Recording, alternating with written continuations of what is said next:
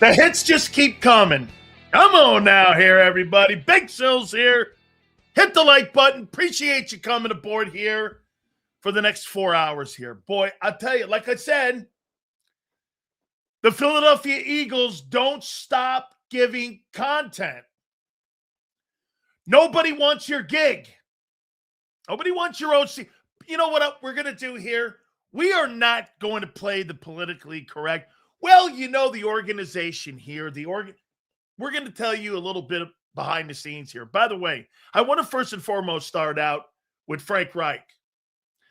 And I think you're going to get a sense of your organization. Once I tell you the Frank Reich story, Frank Reich's most likely going to take the play calling duties of the New York Jets. And he's not coming to Philadelphia. Temperature's too hot. And the position is not what Frank wants to do. This guy signed a 3-year contract at $8 million a year with with the Carolina Panthers. Money's not an issue here. Frank wants to be a play caller. Frank Reich and Nick Sirianni are best friends. They're best friends. When Nick needs advice, calls Frank. It's well documented. We know it. And by the way, I've been friends with Frank Reich longer than Nick Sirianni. I've known Frank Reich since he was 18 years old. Actually, I think we were both 17 when we got to the University of Maryland.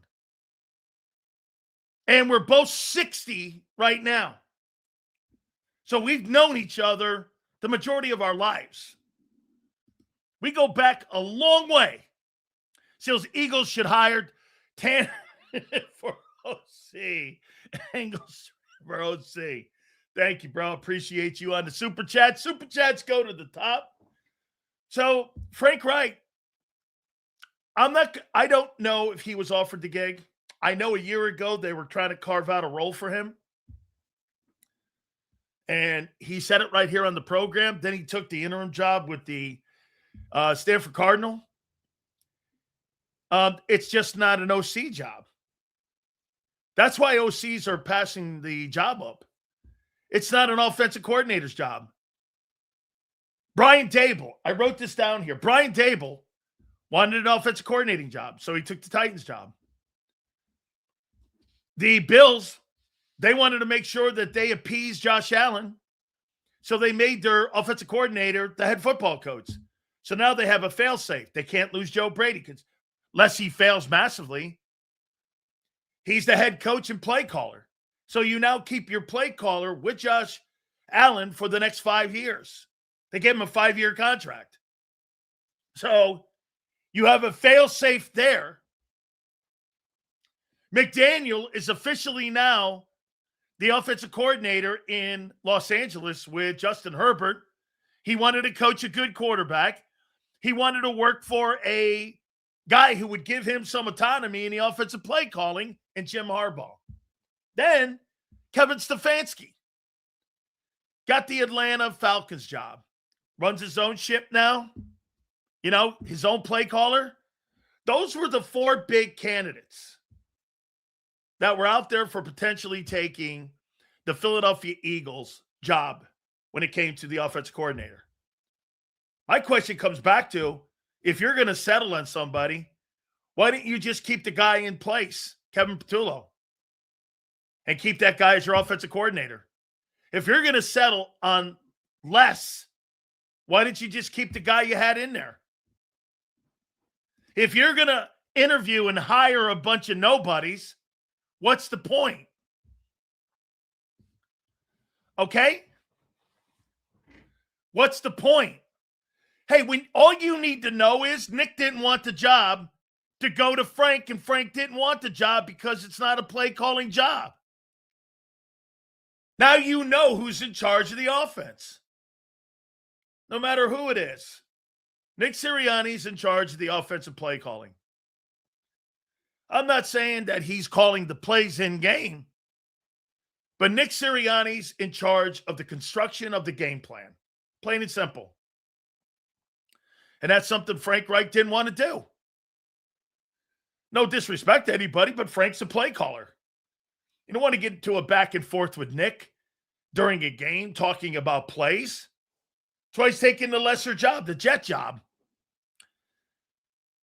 Now it's a stretch, but how about McDermott OC? Ties back to Philly, defensive-minded guy, teach Hurts to dissect defenses, finally, like McDonald in Seattle. Oh, by the way, I heard John McMullen say that defensive coaches struggle and when they get hired. I don't know. The last time I checked, the two Super Bowl coaches are defensive-minded guys, Mike Vrabel and Mike McDonald. Those guys don't seem to be struggling right now, do they? Seahawks have won 16 of 19 ball games this year. Vrabel's Patriots have gone 9-0 on the road this year. I don't know. It don't seem to me that those guys are struggling in any way. The reason nobody wants this job because you got to wear knee pads for the front office and Sirianni constantly. Okay? Yes? So, I mean, Brian Daboll, he didn't even want the job. He did not want the job. By the way, I think this is less about Hurts than it is more about Sirianni. And I'll explain why. We could sit here and tell you that Jalen Hurts is limited and has all these issues when it comes to playing. Bottom line is the guy's won. You can't dispute that. Even with his limitations, he's won. So it can't be Hurts. This cannot be about Jalen Hurts. Hey, I don't want to coach that style. Okay, that could be absolutely fair. This is about Nick. This ain't about Jalen. Jalen's won. Hey, Sills, Jalen Hurts is limited. Jalen Hurts does this. Jalen Hurts can't do that. Tell you what, he has actually a pretty good trophy case.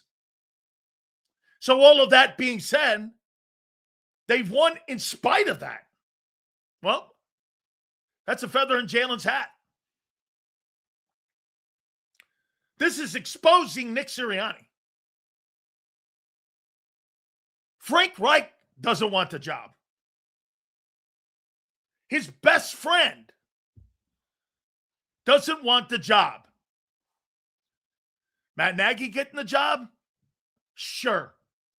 Anyone else getting the job? Sure. Doesn't matter. Nick is in control. That's why everybody's turned you down. By the way, one thing is for sure, okay? Get this. So this should tell you Hurts is not limit. Nick Sirianni's job was in question after 23 and the meltdown, and even 24 at the beginning of the year. Okay? Screw Frank. He's a fence writer. No, he didn't want to come in and create any new issues for the offensive coordinator. He actually told you that months ago here. He didn't want to create any issues for Kevin Patullo. He loves Kevin Patullo. Once again, Dom Reyes has no idea what he's talking about when his team that he likes, they're in left field takes. There is no truth or any context to anything that guy says to the football team or to the workings of a Frank Reich and a Nick Sirianni. How would he know those guys? I've known Frank, like I said, since I was 17 years old. So it's clear now. Nobody wants to work with shitty Nicky. Like I've been yelling, like I've been telling y'all for months, but y'all called my takes trash. Even your boy Frank doesn't want it. How you doing? Fire Sirianni.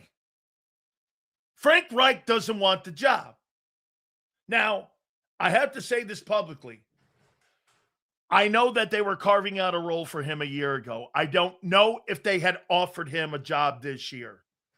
But I do know that they talk on a daily basis. Okay? They have talked on a daily basis for over a decade. They have been friends for a long time. And he calls him for advice and recommendations on coaching hires. Frank's been in the game a lot longer. Frank's been around a lot longer. Okay? Man, that's all you need to know. Frank Reich doesn't want the offensive coordinating job. That should tell you all you need to know, no? And it's not because he doesn't like Nick. It's because of the requirements of the job. These are all facts. Why wouldn't Frank want to come back and work in Philly where they love him? And they would give him latitude because he hoisted the first Super Bowl trophy. Of all the candidates that are out there, Frank would get the most latitude and at least a honeymoon, more so than any other coordinator if you hired. Right? Guy's got a Super Bowl ring as an Eagle, as the Philadelphia Eagles OC. He's done it before. You can't. By the way, you know what else happens if you bring Frank in? You bring Frank in and that offense sucks. It's on the coach and it's on the quarterback. Ain't on Frank. He's already won a Super Bowl with a backup quarterback.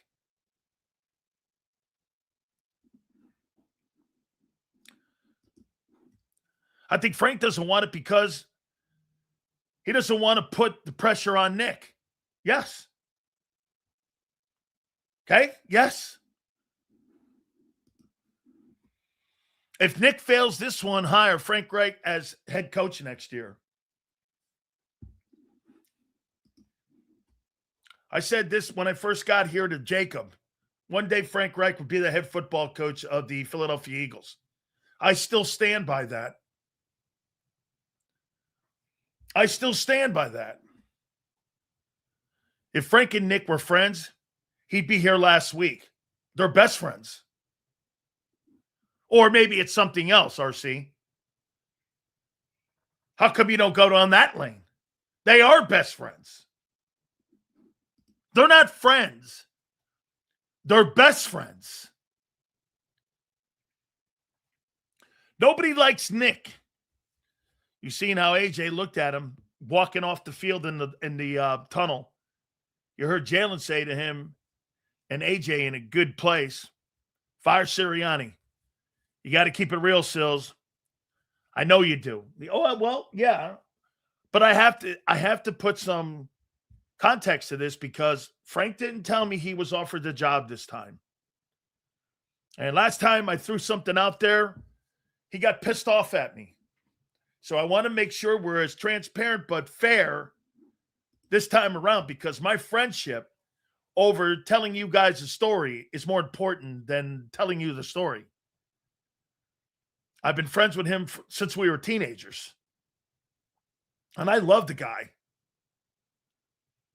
Seals, if Nick was almost fired, what sense does it make to keep everything about him? Which doesn't make sense. Or is it because he's a great ass kisser? I think it's got a lot to do with what Xander said.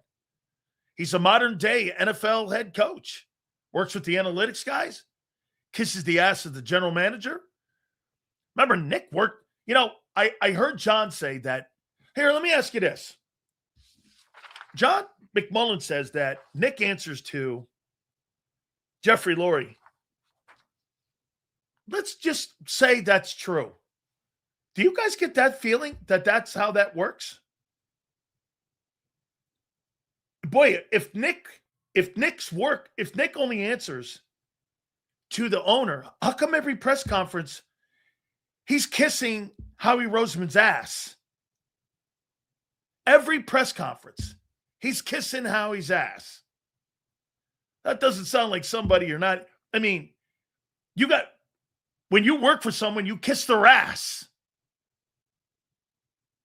I mean, I don't know. And when you don't answer to somebody, you don't even acknowledge them.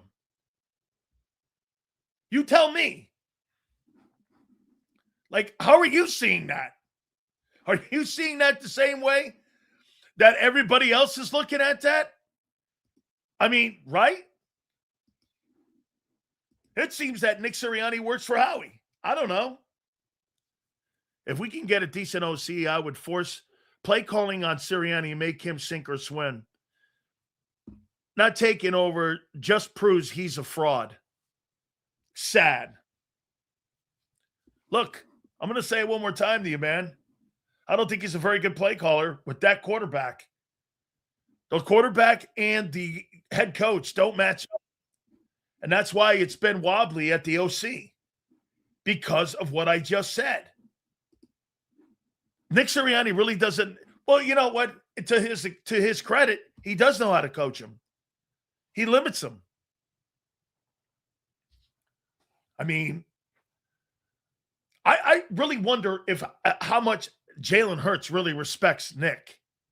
I think he likes Nick. I don't think he respects his football knowledge, because he doesn't really know how to coach the player and get the best out of the player. Nick knows how to use Jalen because you know why? He sees Jalen as this one type of player. Frank Reich didn't want the job. Frank Reich didn't want the Eagle job. This is 15 days since you lost your OC. It's now a train wreck. Brian Dable didn't want the gig. He'd rather work for the shitty Titans. Frank would rather work for the shitty Jets and Woody Johnson. Make that make sense. Make that make sense. Like I said a couple minutes ago, you should have just kept Kevin Patullo as your offensive coordinator. The Eagles didn't have a plan. Hey, Prince, help me out here. Hey, Prince, the Eagles didn't have a plan. What's their plan? Waiting around for guys to say no? What's their plan? Settling on Matt Nagy?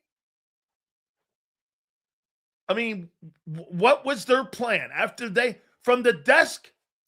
Hold on. Let me do this. Let me go here. Let me go to Philadelphia Eagles here. I'll show you something. So let me go here with this this bold statement from the head coach and his comment on, the removal of Kevin Patullo from the desk of Nick Sirianni. What? I have decided to make a change at offensive coordinator. I met with Kevin today to discuss the difficult decision, as he is a great coach who has my utmost respect. He's been integral to the team's success over the past 5 years, not only on the field and on the field's product, but behind the scenes as a valued leader for all our players and organization. I have no doubt he will continue to have be a successful coaching career. Ultimately, we fall short. Our goals becomes my responsibility. Ultimately, we fall short of our goals. That responsibility lies on my shoulders. Okay? That falls on his shoulders. Well, what's your plan? Just the OC nonsense had to be Lori's ego. There was no plan. This search has backfired. Yes. What's the plan? So Nick decided to make a decision and fire Kevin Patullo as OC. Okay? What's your plan? I'm waiting. It's 2 weeks. And you know what people are now saying in Philly? Well, now they're taking their time. You're not taking your time. You can't hire a guy because you can't figure out who would take that job. People are telling you, Eagle fans, NFL fans, they're telling you, whether it's Mike McDaniel, Brian Dable, Frank Reich, or anybody, it's not an offensive coordinator's job. What more do you need to see? Okay? Look, see this here, MRS? We don't run on your schedule, shithead. We run on Eagle time. Well, Eagle time's going nowhere. You run on Eagle time? Now you're there with leftovers. You see that, folks? Eagle time has cost you leftovers. Who you landed on, M. Reyes? Hey, Dumb Reyes, who you landing on? The leftovers? Hey, guess what, Prince? Dumb Reyes has you, like, picking up leftovers now. You know, Thanksgiving meal? You get the third plate. You get the third plate now. I mean, right? Leftovers. Leftovers. If the Eagles fired Nick, we wouldn't be talking about this. Correct? Not firing a guy 4 years, 50 and 18. We are landing on a can of Spam. I'm telling you, watching the games, he didn't play and tell me the stats. Hey, Prince. I mean, here, so here. Frank Reich didn't want the job.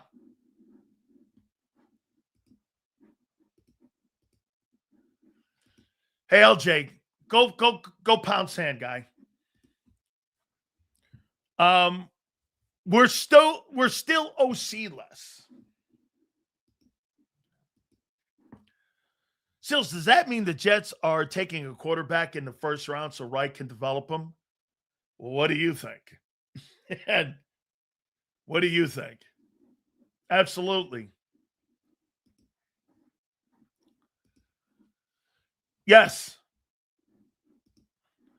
241 yards with first-time players and second and third stringers. Jalen put up what with our starters in the playoffs. 100-something. No. I think Tanner is a good player. Dude, stop talking about replacing your quarterback right now. That's a non-starter. It's a complete non-starter. Eagles been winning games despite having the worst coach in the NFL. Hey, guess what? Welcome aboard, everyone. Do you think this is exposing Nick Sirianni? Do you? I don't think it's exposed Hurts. Hurts has won. I don't think they win because of Nick. I think they win because of Jalen. Looking back, letting Brian Johnson go was a mistake. He had the 8th-ranked offense. He would have evolved. He would have evolved too.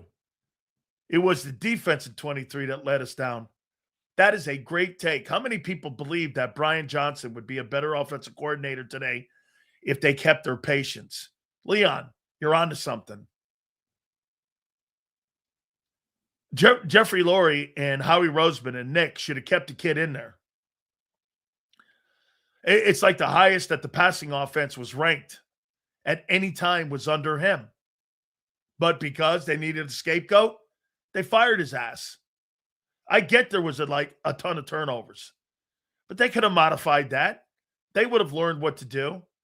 They didn't give that guy any chance to develop as an OC. So let me get this right.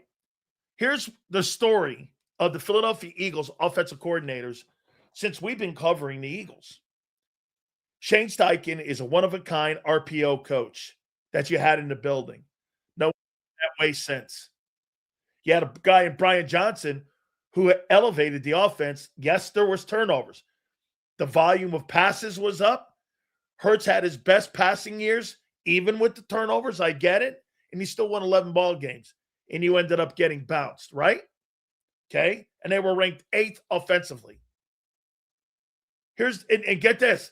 You used him as a scapegoat because you said the offense wasn't going anywhere. Okay. Well, since Brian Johnson, the offensive passing game has gone the other way. How's that possible? If Brian Johnson sucked, how come your offensive passing game is blown worse? Anybody? Same guys. Same personnel. How come your passing game has gotten worse since 23? Anybody? Same talent. Only the right guard's missing. I mean, what's different? What's different? Quarterback's the same. Receivers are the same. Running back's different, obviously. Okay? Jalen Hurts as a passer has been actually worse. Get this. Winning isn't predicted on the passing game numbers. Then why'd you fire Kevin Patullo? Dickhead. Then why'd you fire Kevin Patullo? If none of it's on the passing game. The run game coordinator is Jeff Stoutland. Help me out here. If it, according to you, is not predicated on the passing game, then it's on the run game. That's Jeff Stoutland. Okay? And Jeff Stoutland was in charge of the run game, not Kevin Patullo. 24, because more than the passing game needed fixing. No. That's, again, we're going to put him to the side now because it lowers my intelligence of football talking to a child and a mind of a child who sees the game through Madden. Your issues, you told me this year, were injuries. Oh, and by the way, ran 5 plays. The reason he ran 5 plays was injuries, I was told. Where are you getting the upgrade from Kevin Patullo? How many people believe the next hire of the Philadelphia Eagles as an offensive coordinator is going to be an upgrade? I don't believe that. These are scraps. These are people I've never heard of. So, I mean, if you were going to go down that lane, I did like some of those McVay plays. Yeah, Sean McVay is a play caller. Only time the offense looked good, Jalen had to go rogue, had to go off script. Well, that's one of Jalen Hurts' strengths. We can't get a real OC in the building. It's crazy. Correct. Let me play a game with you here. I want to play a game. And then we'll move on to a more serious topic here, okay? In 23, we had the 8th ranked offense and the 31st ranked defense. Brian Johnson was the wrong scapegoat. Put the 23 offense with the 25 defense, we win the Super Bowl. Fabulous take. Let me ask you guys something. How many people agree with this take here? Vic Fangio and Brian Johnson put together instead of Sean Desai and Matt Patricia. You think the Eagles are in the NFC title game? With this year's defense and Brian Johnson's offense, do you think you're in the NFC title game? I do. I do. Wrong scapegoat. That's why nobody wants the job. You changed Kellen Moore. You fired the wrong guy in 23. Should have fired the head coach. And this is why nobody wants to go into Philly. Hey, you can make all the bullshit you want up. But these are facts. By the way, how about A.J. Brown in 23? You think he'd have been okay? What were A.J. Brown's numbers in 23? Take a look at that. What A.J.'s numbers were in 23. What did he do in 23? What kind of year did he have? He had 1456 and 100 catches. Yeah, I think he'd be okay with that. So wait a minute. Let me take a look at this. Brian Johnson, as the offensive coordinator for the Philadelphia Eagles, AJ had 1,500 yards and 7 touchdowns and 100 catches with 158 targets. Hurts was a tick under $4,000 in passing. I believe DeAndre Swift had over 1,000 yards rushing, and Devontae Smith had over $1,000. Huh. How come everybody excelled on offense and had career numbers, and he got fired? Why did he get fired? Because they were trying to evolve. As you know, you could make the argument Brian Johnson's the only quarterback coach and coordinator that ever tried to do anything with Jalen as a passer. Do you guys agree? The best coach that Jalen Hurts has ever had as a offensive coordinator to develop him as a passer was Brian Johnson.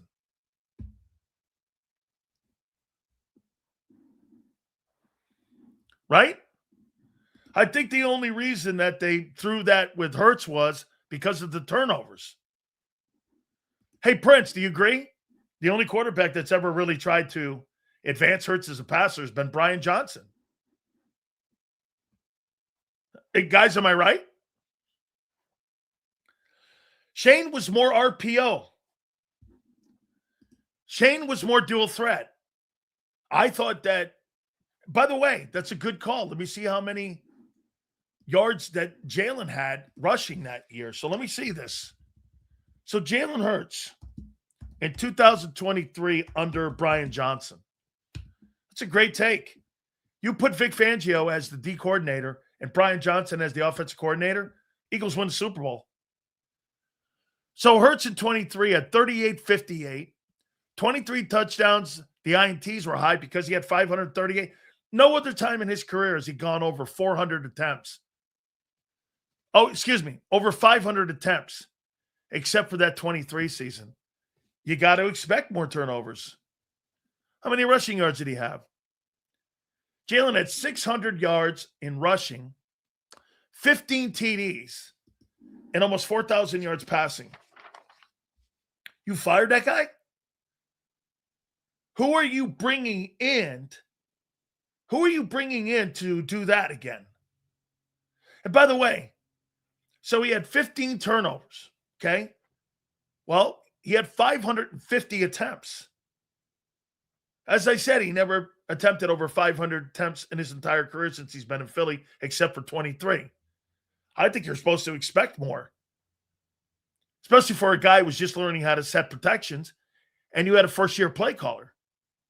You fired the wrong guy. Why didn't you leave Brian Johnson with the 8th-ranked offense intact? Bring in Vic. You're in the Super Bowl. Hey, how many people think some of those turnovers would not have turned into points with Vic Fangio as the DC? I do. He probably would have won 13 ball games that year. Before the collapse in 23, Hurts was the leading MVP candidate.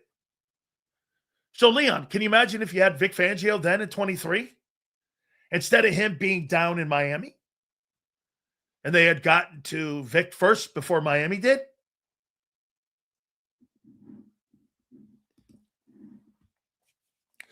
Seals, what's your take on Rappaport saying the offensive coordinator problem is the fan base and media? I think it's a dickhead comment. Rappaport's known for making dickhead comments. Do you actually really believe the media and guys like me and the fan base are going to stop somebody from taking a job? I'd work in Hades to make $4 million or $3 million as an OC. That's ridiculous. So wait a minute.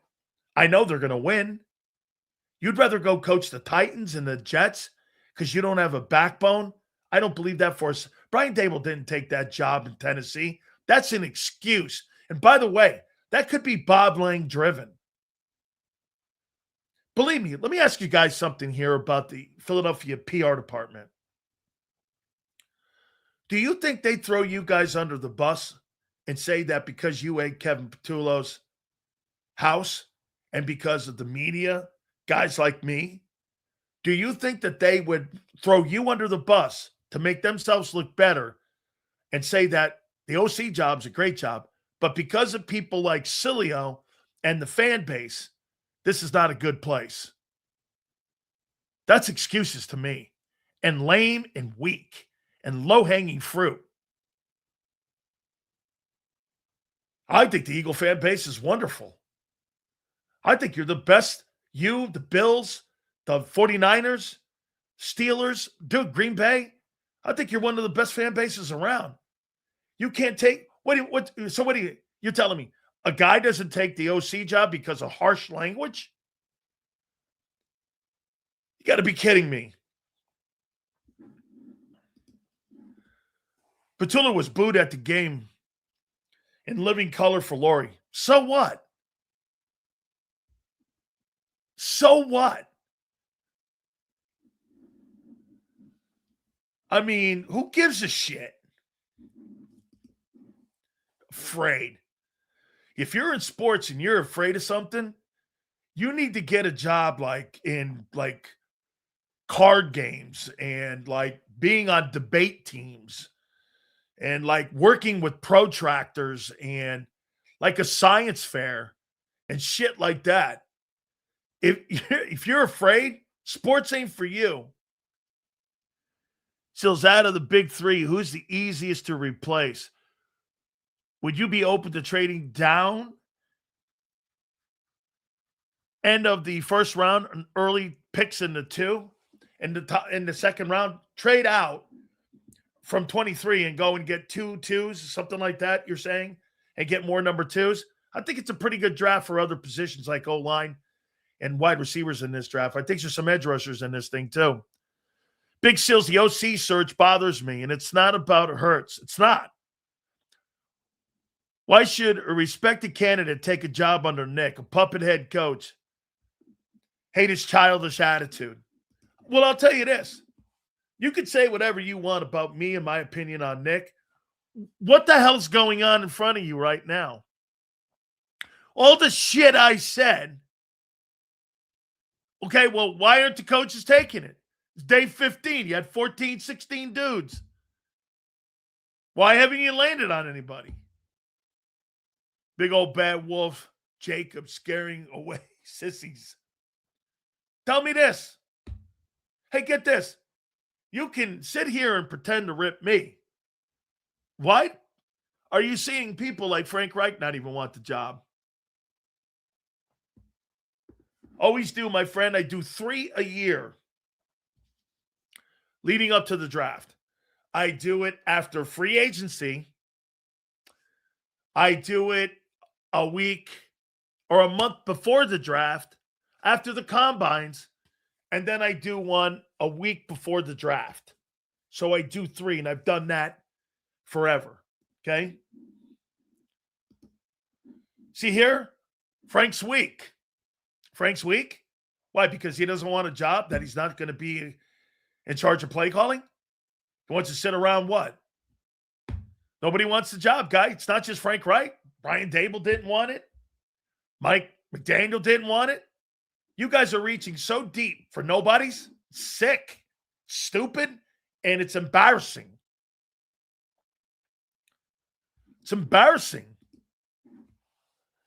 Because it's not a deal situation. It's not an ideal situation. Offensive roster will be Swiss cheese. Maybe. Lane, Goddard, AJ. If Lane, Goddard, and AJ are not on this football team at 26, you're going to win 7 ball games.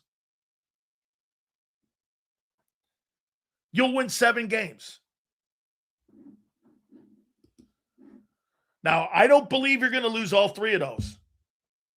But if you lose all 3 of those guys, you'll win 7 games. Like I said,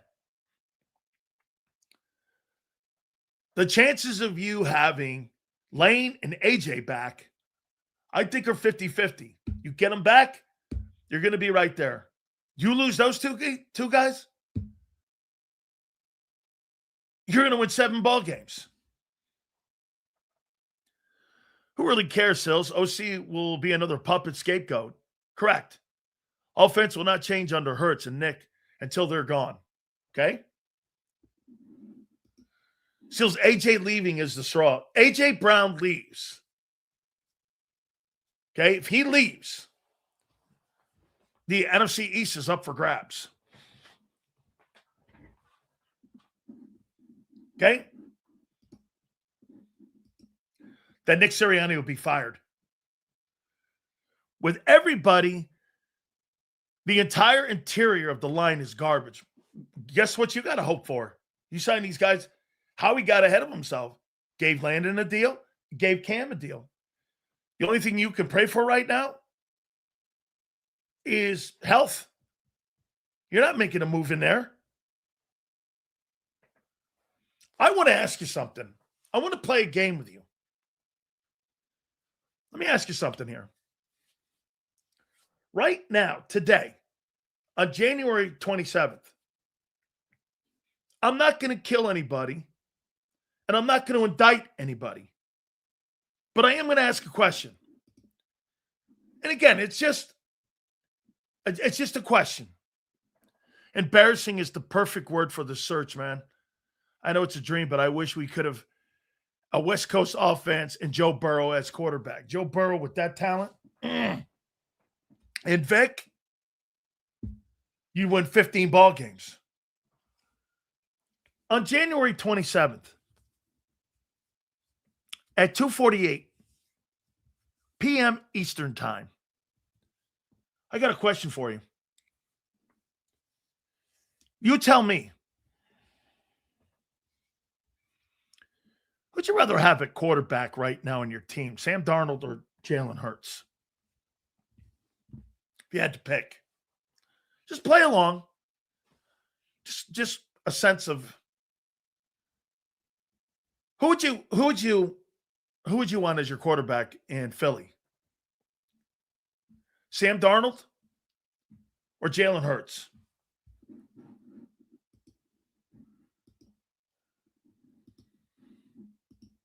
Okay. Okay. Okay. Okay. Okay. All right. Coin toss. Sam. Neither. Jalen has done it twice. You're a moron. Oh, sorry, LJ. Darnold, pass protection was good. And we have the weapons. Pause. What offense we running? The one Nick ran in Indianapolis with Phillip Rivers. And the one Nick ran in San Diego with Frank Reich. By the way, he's making $30 million, making $20 million less than Hurts.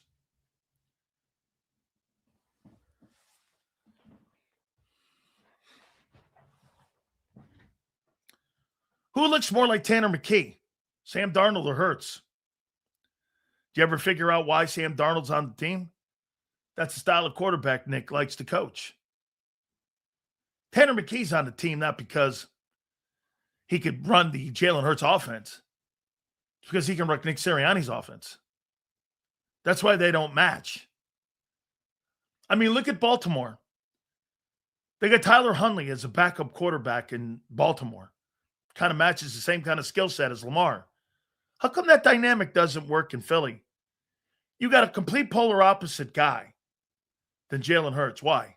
Because that's the kind of coach that Nick likes coaching, that kind of player.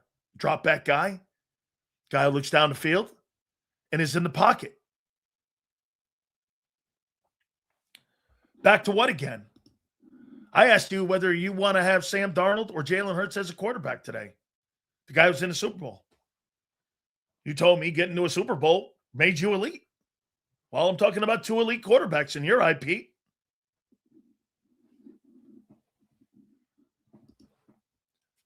So the answer is obvious. Either get rid of Nick or get rid of Jalen. I'm not getting rid of Jalen. I got the team built around Jalen Hurts. Coaches like coaching the backup but doesn't have the guts to make the switch. Sam Darnold with these weapons and a good play caller. Hey, I think Nick would be a great play caller with Sam Darnold. Tanner McKee. I think, Nick Sirianni runs the offense, guys. Whoever the offensive coordinator is going to be. He runs the offense. That's why no one took your job. No one took the job because they're not empowered. The Eagles don't empower their coaches, except for Vic. Vic is empowered to play who he wants and to call what he wants. And guess why? There's no money over there. All the money is on the offensive side. Now, that's about to change. I guarantee you there's going to be more restrictions on Vic moving forward because, get this, the offense is getting older and it's getting less productive. Two things that are nightmares in an NFL franchise. They're getting older and they're more expensive and less productive. Changes have to be made over there. Spending $200 million and a $280 million payroll, and 80% of your money is being spent on one side, and it's the less productive side. Make that make sense. If you say he's limited, why would you keep him? Because you signed a contract with a no trade with him. That's why. I'm talking reality here, my friend. Devin, getting rid of Jalen Hurts? How can he do that? He's got a no trade clause. Why would I even go down that lane? Let's get rid of Hurts? That's not feasible. That's a non-starter conversation. That's why you got to keep him. You're stuck with this dude, man. You made the deal. I don't think it's fair to judge Tanner on last year. I'm not judging him on anything. He was playing with backups, backup O-linemen, backup receivers. I thought he was okay. He's a backup player right now. Donald has more zip and velocity on his footballs than Hurts. He's a better passer by far. Apparently in crossing in tight windows. Hurts has the deep ball, doesn't really use that much. More upside on Darnold. And will run when he has to. Yes, Sam Darnold is a better passer in the pocket and has better command in the pocket than Jalen Hurts does. He doesn't bail on the pocket. And Sam Darnold's a journeyman. A journeyman's in the football, most important football game now. I told you this topic before. You don't have to be an elite guy to get to the game. You have to have an elite roster or an elite quarterback to get to the game. Sam Darnold blows up that entire notion that Hurts is elite. He's not elite. Or unless you think Sam Darnold's elite. We're joking around, but with this roster, we have no answer if we get rid of Jalen. He's a good quarterback. He is easy better than half of the. Yes, absolutely. I have never said, German, I have never in a billion years ever said bench Jalen Hurts or get rid of him right now. I have no interest in that. Since I know you said Frank doesn't want the OC job, but all of those supposed guys and big swing guys for OC are out. Does Frank take it now? No. It's not a job for him. He's going to take the Jets job. Boomer Esiason wants him to take that job. Okay?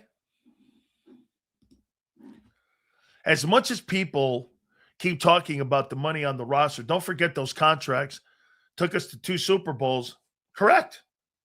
Whoever said it was a failure era? I never said that.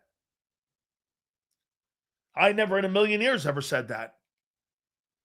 This was never going to be a long-term proposition, no. We said that 1,000 times. That this would not be long. League would catch up. The coordinators in the league would catch up to Hurts, and they have. You have no upside. The only upside you have is health. Is if they get healthier. That's your upside. It's health and the continuing evolving of the defense. Here's how the Eagles are going to get better next year. Health on offense and the continuing evolving of the defense getting better and better. And you got to rely on health next year. Get this, I'd rather rely on health than talent. These guys aren't that old, but they look it. I'm talking the O-line. The O-line's the biggest concern. The Eagles' biggest concern is not your OC. It's your O-line. If that thing doesn't come back to form, you'll win 7 games. And if you lose Lane, Goddard, and AJ, you'll for sure only win 7 games. So why do the NFL teams always fire their coach 1 year too late when it's obvious to fans that this is not going to work out? Because you got to take a look at it. This guy could keep floating out 50-18 until next year, at least until the end of 2026. Don't be like WIP says. Why go back to Hurts? Nick can't coach anything. He just masters in making, listen, precise, great Gatorade portions. Listen here. You got to remember the money, though, Marsh. He's got a no trade. He's won a lot of games. Nick is also, it's not a conducive job because of the way Nick coaches the team. There's no other reason. Okay. I'll leave this up to you then. Why haven't you hired a guy in 2 weeks plus? I'll take things here. Tell me. I'll take comments. Why do you think they haven't hired anybody? And why is everybody turning it down? It was just an observation, not directed at you. I got it. I like Jalen. But can you see why Xander, John, and sometimes critics criticize him? Yeah, absolutely.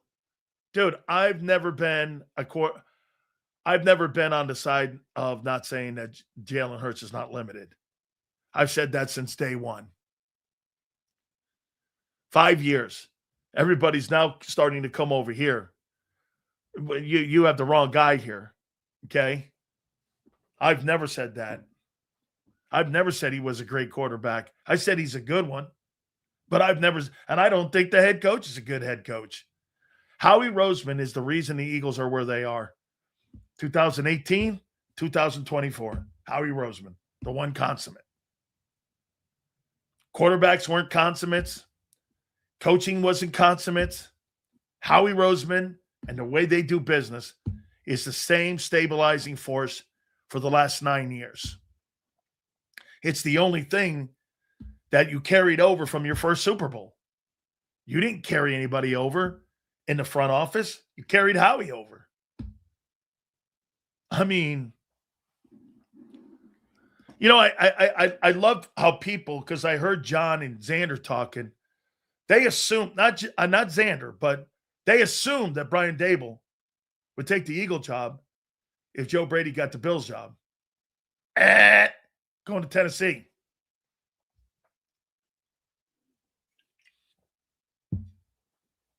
Why would Brian Dable turn down the Eagles? because he worked with Hurts in Alabama. He was on that coaching staff that replaced him with Tua. Okay. A.J. Brown was open, he said, all year at the beginning of the year when he was the head coach of the Giants. Oh, gee, you forgot that. Remember when Brian Dable made that public comment? Hey, we look at the game film. A.J. Brown's open all day. Remember he said that? Now he's the Titans OC. Huh. Why would that be? Why would he turn down a chance to go to a Super Bowl? And go to the Titans with a guy you're not sure of in Cam Ward. Help me out here. Hey, for the record, these are the actions I'm watching.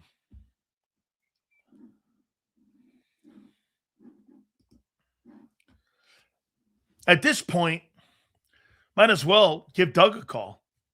That's not happening. Too many egos in there. Bringing Doug back in the building? Get this. Guys, help me out here. Bringing Doug Peterson back in the building would take the stundings of Mike Vrabel, bringing back a two-time loser head coach and a guy who worked with Bill Belichick and Josh McDaniels. You've got to have some stundings to do that. And Nick ain't got them. Or he would. Mike Vrabel gets what he wants in New England because of the owner. What do you want, Mike? I want this, this, and that. And I need this, this, and this. And I'll get you to a Super Bowl. Okay. And there you go. 11th Super Bowl. 12th for the franchise. And the gold standard in the Super Bowl era. The New England Patriots. And it's not close.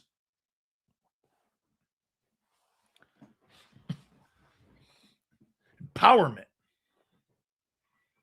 And it's not close.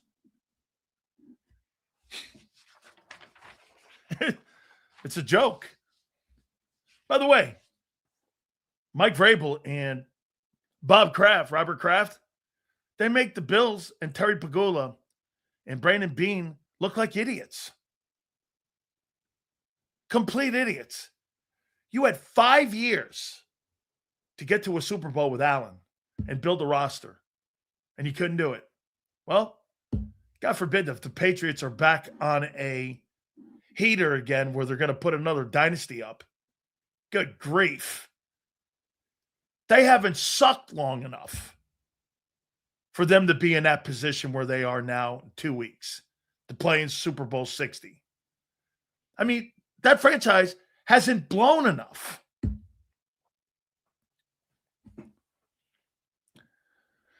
Actions speak louder than words. Oh, he said nice things about Hurts. Wrong played a part in his benching, and he implied he can't pass on time. Losers. Actions speak louder than words. Once he said nice things about Hurts, wait a minute, I get it. Wrong played a part in his benching, and he implied he can't pass on time. Yes, that's what. How in the world did the Eagle fans think that AJ's open and pump? Yeah. I mean, Nick Saban, when all of Jalen Hurts' accolades came later, prior to that, Nick made it clear why he went to Tagovailoa. He could spread the ball around. He's a better passer. Oh, and by the way, one more thing on Tagovailoa. After watching Sam Darnold, Baker Mayfield, Mac Jones, it would not surprise me if Tua goes someplace with really great talent and a great defensive side and wins ball games. I'm watching too many of these reclamation projects now, go places and resurrect their careers. Not Tua. Yeah, I know. People are saying the same shit about Darnold.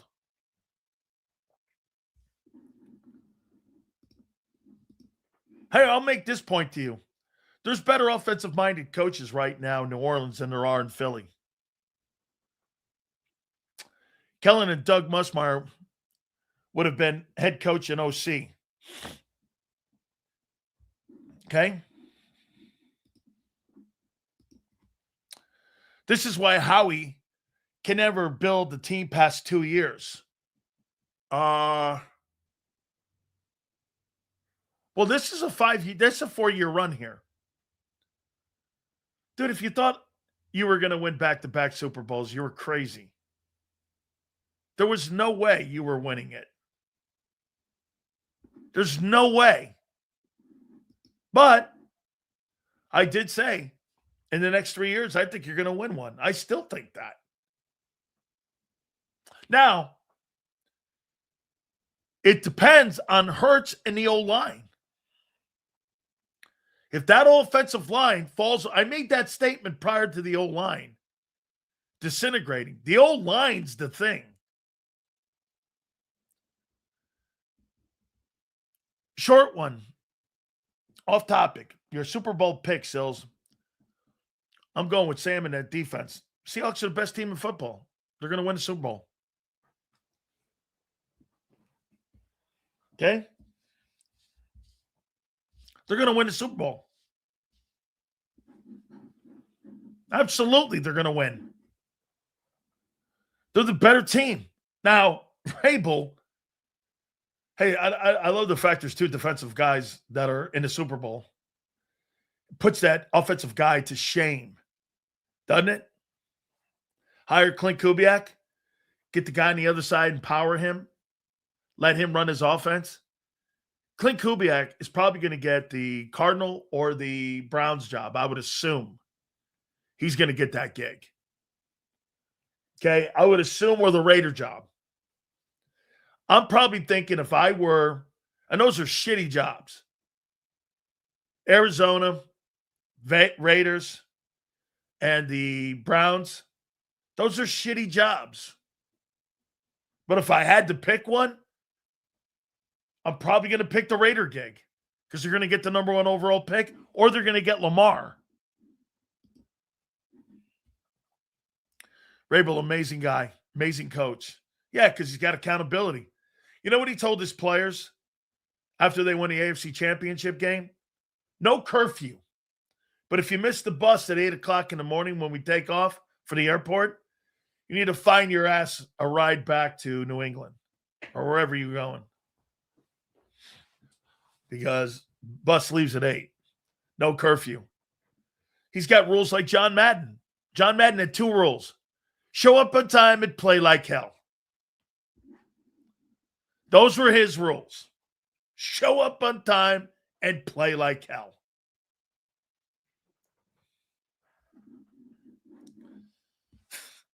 Nobody wants the gig. Why? Well, I know why now. Frank Reich don't even want the gig. You know why they don't want the gig? It's Nick's shop. He's not going in there and changing up anything.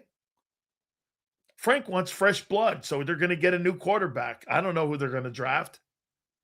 I guarantee you the Jets land on Diego Pavia. You watch. They draft that Vanderbilt guy. I'll bet you anything. They draft that dude. You bet. Or they make a trade. I don't know.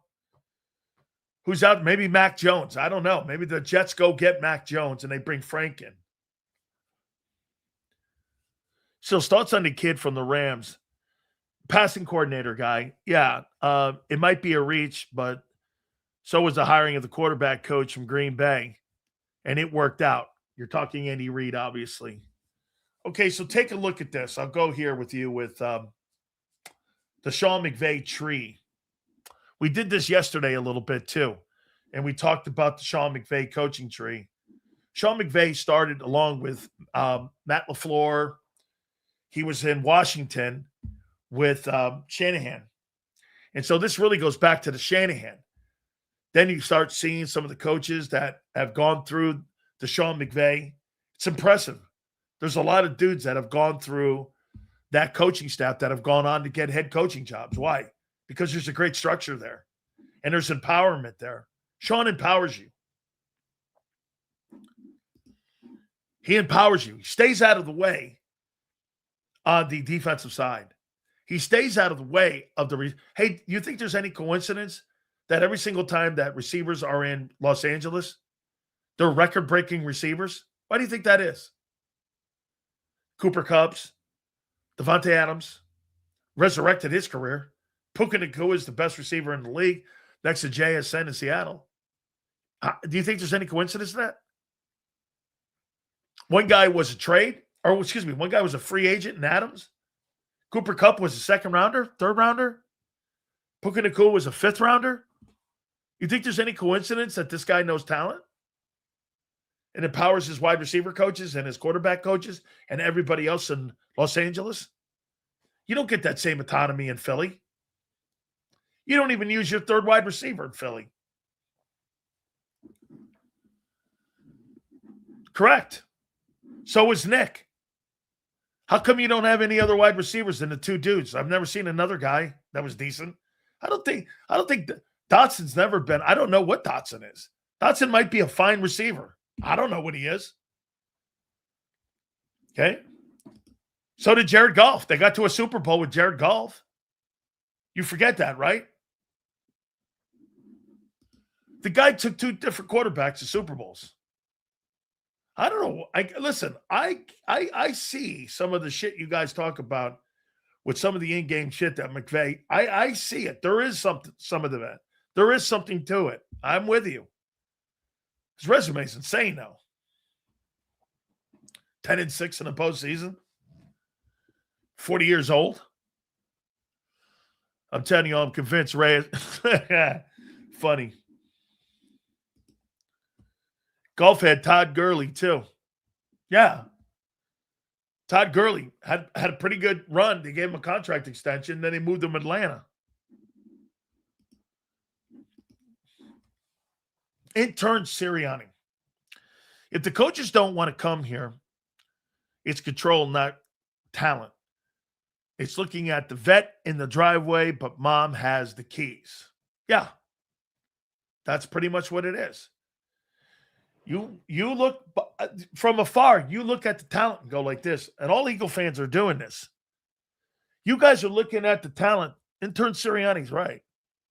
You look at the talent from afar and go, man, Saquon, Devontae, AJ, Goddard, Barkley, Hurts, the offensive line names. What's the problem?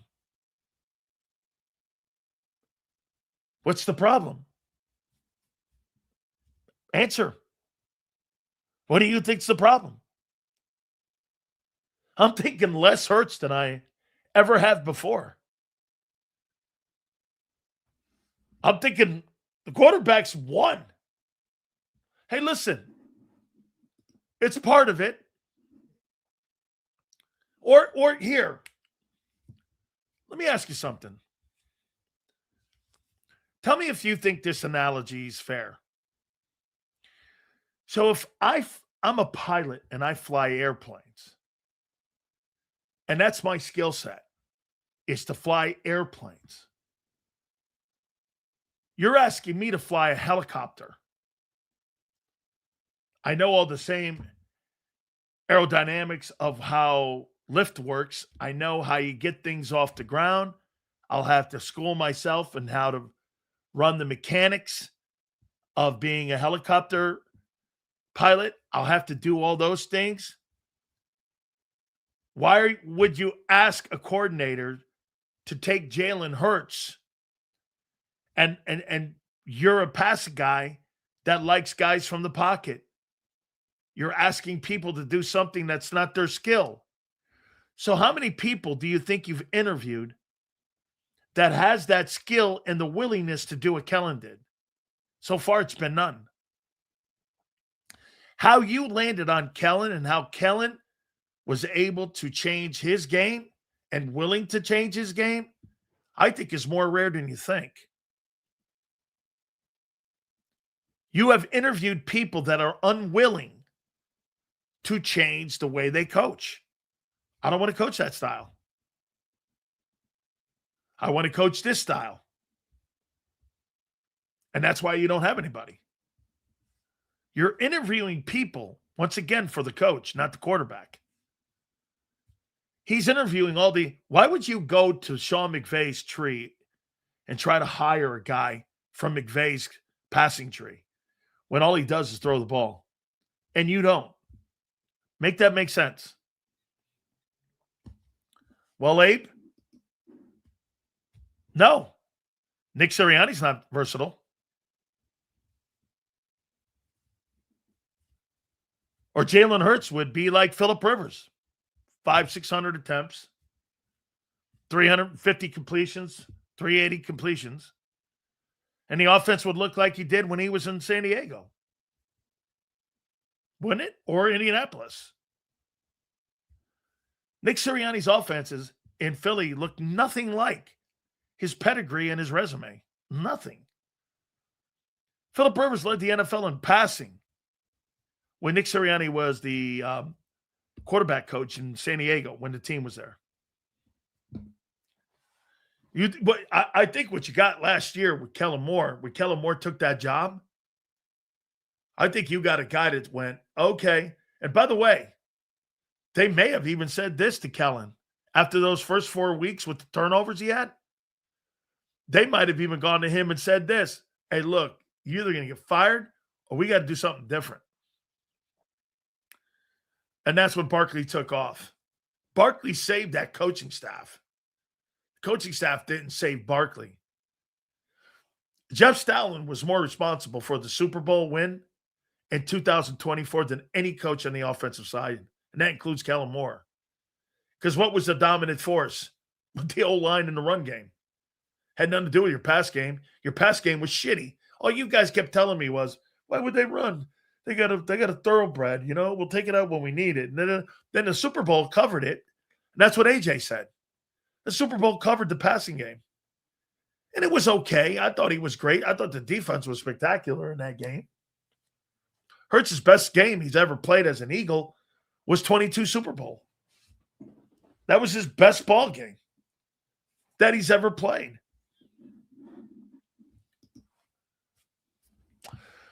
Says we can't use the third wide receiver unless we get 15 seconds to throw. Jalen Hurts can't work progressions and identify the primary option before the snap. No recognition. Plus, he's got to do pre-snap situations on setting the protection. Still learning that. Jalen Hurts, in his time in the NFL, started learning how to set pass protections in his third year as a player in the league. Most people learn that in high school. Doesn't that imply that the scheme is shaped for the quarterback who can't run a pro-style offense? Of course. But you've won. Two things can be true. It's not a pro-style offense. He can't run that was his pre-draft profile. He can't run pro-style offenses. It's never left him. I read you his pre-draft profile. That's one of the famous lines in there. He can't read progressions, and he's not a pro-style offensive guy. It's never left him. Okay? Kellen knew what to do situationally, though. Kellen couldn't fix everything in 1 year. Couldn't fix anything. He didn't do anything for the passing game. See, 29-31 was the fourth worst passing team in the NFL last year. You win a Super Bowl with the fourth worst passing game. Who was more responsible, in your opinion, for winning the Super Bowl in 24? Stoutland or Vic or Kellen? Put them in order there. If you had to rank those three coaches, Stoutland, Vic, and Kellen Moore, and Nick, who do you think was more responsible for the 2024 Super Bowl? Put them in order.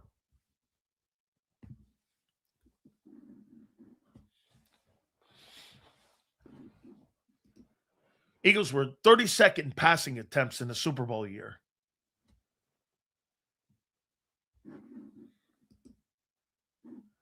Oh, I'd say Stoutland, Vic, Kellen, and then Nick. Running game was number 1 or 2. Defense was number 1. Stoutland was in charge of the run game. Then Nick.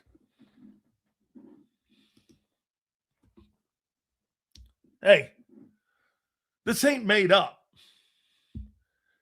And you know why we're kind of validated when we talk about the head coach?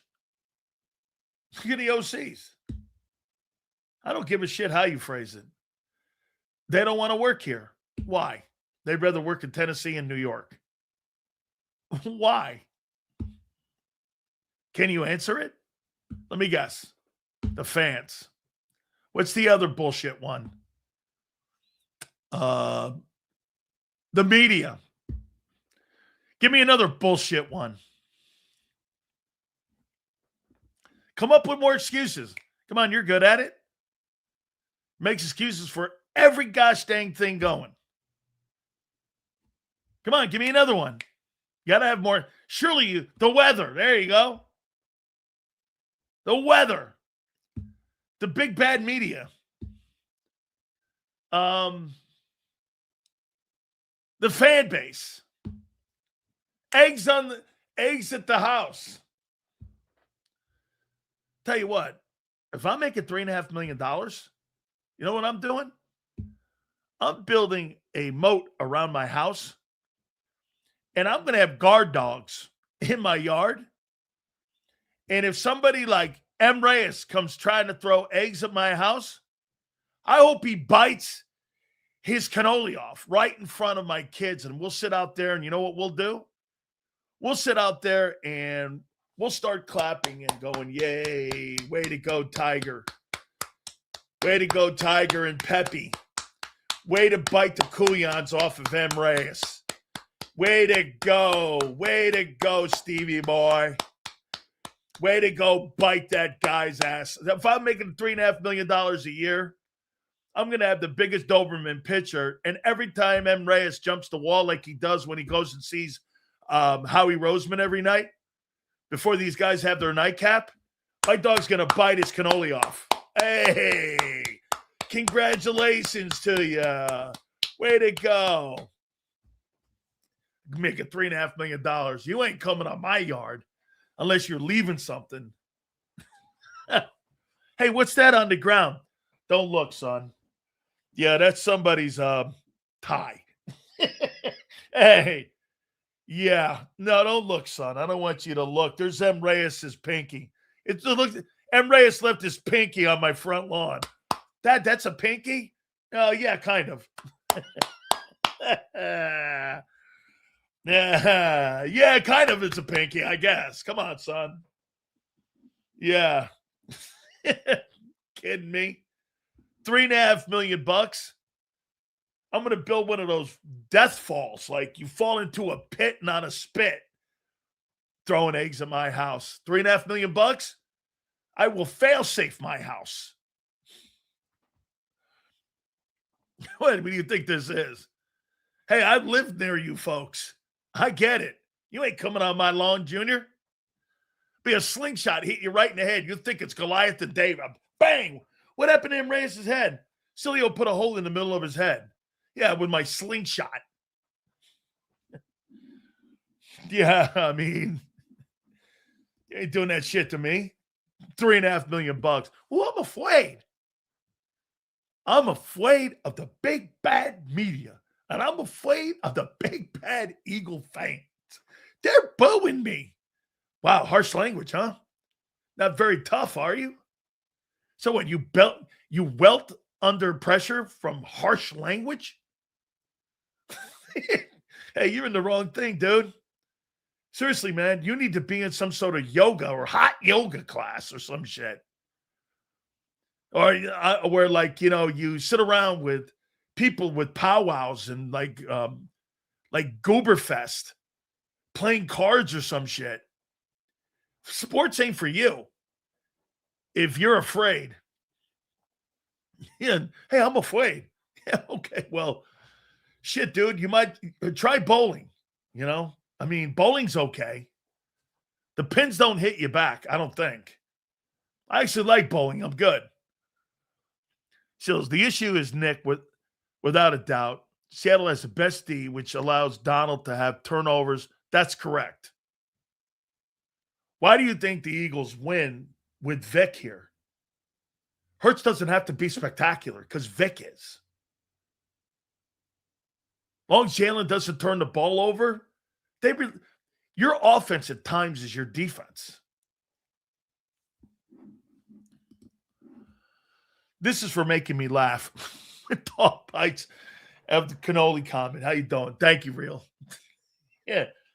Big Bad Media in Philly and Big Bad Sales and, all that stuff that's going on. Suck it up, guy. And stop making excuses for failure. What are you, a loser? Losers make excuses for failure. Well, they don't want to come here because the media and the big bad Eagle fans. The big bad Eagle fans, what do you mean holding people? You see, you know what the Eagle fans do? They hold people accountable. You're not doing a good job? You're out. You're doing a great job? You're revered forever. Don't you think it's funny? The way that they hire coordinators is the way you look at people? Did you ever think of that? It's boom or bust? Did you ever think of that? I don't think Eagle fans reflect enough on themselves. The coordinators are treated the same way you treat coaches and players. Boom or bust. You're either going to be revered or we're going to boo you. And get this, even the ones we revere, we boo. Doesn't mean you hate them. Just means you expect more from them, especially the stars. Last I checked, that's called accountability. What's wrong with that? You see, but we live in a different society today when participation trophies matter. Participation trophies. I don't know how we got here. Hey, here's an 8th place finish. Hey, fuck you. Take that trophy and break it. 8th place trophies. 8th place trophies are given out to people like M. Reyes. I told you, the guy in the dodgeball game that you just want to smash his face in? Well, that's the guy you want to hit first. You know what I'm talking about. You're sitting there, man, and the first person you want to hit and put the big Wilson, brand right on his grill is like M-Ray. Bam! First guy. He's always picking on me. Big Bad Dan. Yeah, I know. I want that stiff out of here. He's the last guy picked. Smash him right in the face. Seals, be honest. We haven't had an OC signing because they're afraid of you. Hey, you know what? Yesterday, Gary Cobb supposedly went on WIP and said that, media guys like this, Sileo, and then supposedly he mentioned my name. I don't know. I mentioned it here. Everyone's afraid of you, Dan. Why? Because we tell the truth? We've been pointing this shit out for 5 years, going on 6 now. Hello? Over here. Forrest. Isn't it funny? I say it now, it becomes their takes. It's all right.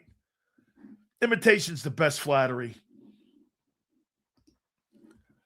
I mean, come on. What's that? Everybody has to win nowadays and get a trophy. Yeah, okay. Look, I'm a believer you get on the podium. It's good. But not me, man. I collect championship rings, not hats and T-shirts.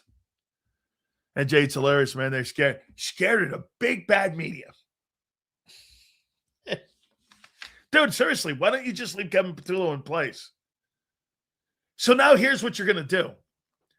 You're going to settle on a stiff that you hate worse than this guy, and the only reason you replaced him is because you didn't like Kevin Patullo. That's not an upgrade. I made this point today in Tampa in the morning show. I went back and looked at Josh Grizzard and his offense. You know the guy they just hired? Zach Robinson as their new OC? Josh Gazard had better numbers. And I went, where's the upgrade? Where's the upgrade? They have more 30-plus games, points scored. Their numbers were better. Where was the upgrade? What, because Zach Robinson was in the Sean McVay tree of life? That's an upgrade? Where's the upgrade? That's why the Eagles were smart to interview him. Zach, he got fired for no reason. He got fired because they wanted to protect the head coach. The Buccaneers defense stinks. The injuries on the offense were, everyone knows, the O-line, Mike Evans was out. Chris Godwin's not the same. But they blamed the OC. That was a stupid fire there too. Still only 9 teams have never repeated. Hopefully 25 was a mulligan. I doubt it, though. 9 teams in 60 years of Super Bowls. Yeah. Who said you were going to repeat?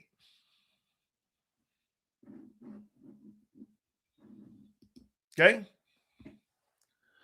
McVay going to be Harbaugh 2.0. 1 Super Bowl in like 20 years. Well, in 20 years from now, he'll be 60. And he would have coached 31 years.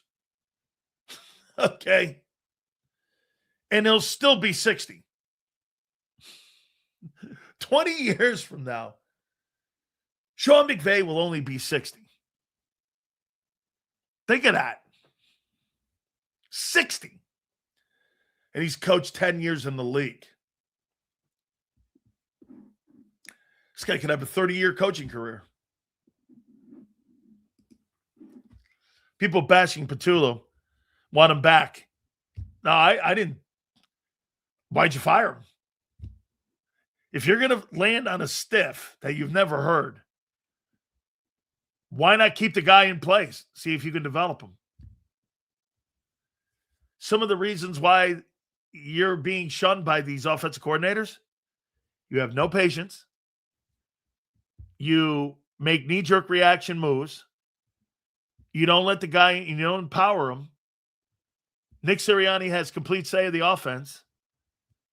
And you're calling his playbook. That's not an offensive coordinator. That's a position coach.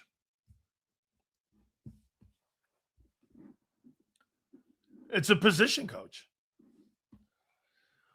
Question, how many first-year OCs have won a Super Bowl? Good question. Trying to think. I'm trying to think. I think maybe Bill O'Brien could have won one in New England. You have to go to New England because Charlie Weiss Sr. and Bill O'Brien won, and Josh McDaniels won up there. I can't think of anyone else. I'm trying to think off the Chiefs. That's Andy, so he's the play caller. Tom Moore was in Indianapolis forever with Peyton Manning. I don't know a first-year OC going in and winning a Super Bowl. Okay? OC candidates are using analytics to evaluate taking the job's results. Oh, hell no. Well, okay. If you don't use the analytics department, you're not getting one of these jobs. If you don't know Julian Laurie's office, hey, let me ask you this. If you're an offensive coordinator candidate, whose office is more important? Julian Laurie's office with the analytics or Nick Sirianni's?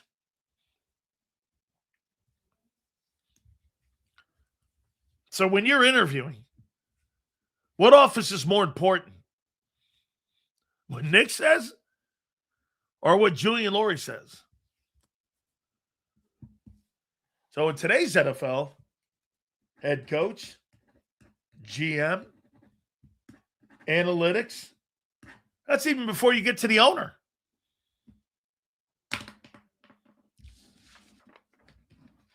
You bet it's a knee-scraping job. Analytics. If you look at the Eagle analytics department in the Eagle coaching staff, Stoutland's who's the longest reigning coach in the Philadelphia Eagles organization right now? It's Jeff Stoutland, because he was hired by Kelly, right? So you go back to Kelly. After that, who's the longest coach? That's been 5 years, 6 years, right? 5, 6 years. Go look at that analytics department in the front office of PR, and go look at the general manager's office, 15, 20, 23. You're safer in the Eagle front office than you are at the Eagle coaching staff and in the Eagles analytics department. If you take a look at Baltimore under Harbaugh, if you look at the Steelers, if you look at any of these stable organizations, like the jobs, like I said about Robert Kraft. Robert Kraft sits back and goes like this to Mike Vrabel. Who do you want as offensive coordinator? Basically, he would have said, I'll take Doug Peterson. He said, I'll take Josh McDaniels. Bob Kraft had to go like this. Well, wait, this guy was under Belichick, and he's got Belichick's ways of thinking. He's got Belichick, he's a Belichick guy. They wanted to completely get away with that. And you know what Vrabel said? I want that guy. Bob Kraft gave him to him. By the way, how many people would have hired Josh McDaniels 2 years ago to run the Eagles offense? How many people would have hired him after being fired with the Raiders? How many of you would have hired him as the new OC over Kellen Moore? None of you. None of you would have hired him. And don't kid yourself. You wouldn't have hired him. You wouldn't have hired Josh McDaniels. 2 years ago, when they fired him in Las Vegas, you wouldn't have hired that guy over Kellen Moore. Josh McDaniels? You guys thought that guy sucked. I continue to tell you. He's one of the better offensive-minded guys in pro football and one of the better evaluators of how you develop a quarterback. By the way, you think there's any coincidence Mac Jones failed when he left? Oh, I see. Mac Jones didn't have him there. He leaves, Mac Jones bombs. He comes back, Drake Mason the Super Bowl. Drake May, youngest quarterback to get to a Super Bowl next to Dan Marino. How you doing? So everyone's done by you. No, I'm talking about having balls to hire who you want. I'm not listening to dumbasses like you. Well, he's a bad coach. Give the head coach what he wants. Everybody's dumb. Well, dude, you got to look at resumes, don't you? On developing a talent. Okay? Okay, what is this, day 15? Day 15, here we are. Hey, by the way, doesn't it become more telling the longer this goes on? Hey, quite frankly, guess what I do? I hope this thing goes on into next week. I do. I hope this thing, dude, can you imagine if the Eagles land on some guy that's never been a play caller again? God, oh my God, would that be great? Howard Eskin's going to join us, and that'll be at 4:30. Without further ado, I can't wait to hear Xander's comments here on this. We bring in Big Z, Xander Krause, 850 of the search for the OC. What's up, brother? What up, my friend? Not much, man. Not much. Another day. I don't think any more candidates, and still no clarity. Declan Doyle's out. It's Declan. I got it. Declan Doyle's Yeah, out. not the Charlie clan. Weiss is out. Yeah. Wait a minute. What happened to Brian Dable? Yeah, he's going too. Where'd he go? John told me this morning. That's still the guy. If they get him, it's all systems go. This is exactly what they want. All right. Well, now he's gone. Where did he go? Tennessee. But I think they put a contingency in there if he gets the Raider job. Okay. So let me get this right. If he doesn't get the Raider job, instead of taking a team that's won 50 games, 2 NFC titles. Yeah, you're going to coach the Raiders. You're going to coach the Raiders. Well, I get wanting to be a head coach. Oh, I do too. Yeah. I don't get the OC. I don't know. This is a weird situation for this Eagles team. I think they're trying to make it seem like it's business as usual and nothing out of the ordinary is happening. And I don't know if they've gone around and told the beat reporters to say the same thing because, I mean, I can barely get John to say anything bad about this. But he doesn't think it's bad. All right, 15 days. Who cares? Well, so I don't know. To me, the optics of this are horrendous. They're horrendous. Truly. My question would be then, if you're going to settle for somebody, why don't you just keep the kid in place? Why don't you just keep Patullo in place? Well, maybe that's a sign that they do cave to the external noise, more than they should. Maybe. Or maybe they just didn't believe he was that good.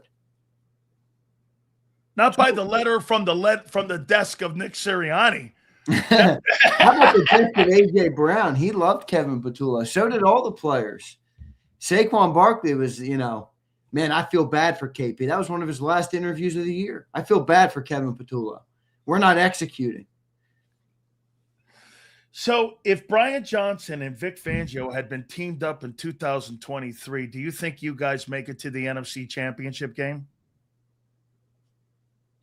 I could see that. I think that was one of those things of be careful what you wish for. Remember when Brian Johnson was here, everybody was ripping him because there was too many screen passes and stuff. Well, we were the number 8th ranked offense in pro football. I think we were like 16 or 17 in the passing game too, which is the highest we've ever been. Yeah. So, maybe a be careful what you wish for situation. We all acted like Brian Johnson stunk. Brian Johnson was – I said at the time – You're winning me over with this take here of yours. I've been saying, dude, since he got fired, that was egregious. We had the number – think about it. It doesn't even make sense.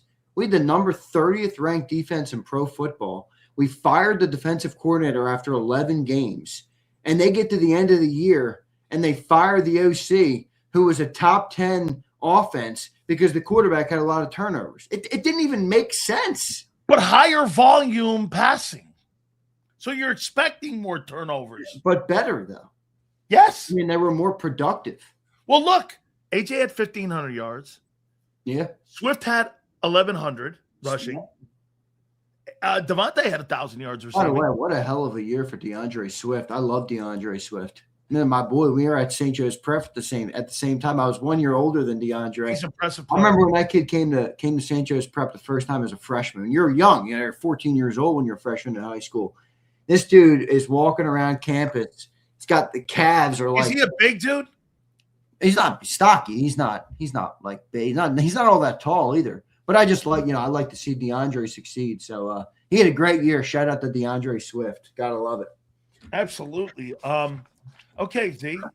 Do you think this? What about Frank Reich not wanting the job now?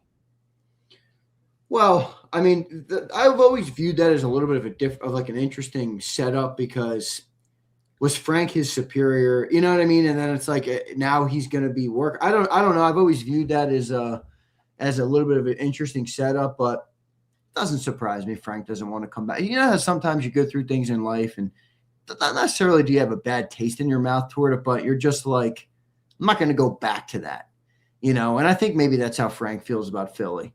I think Frank liked Doug. I think Frank felt like they wronged Doug.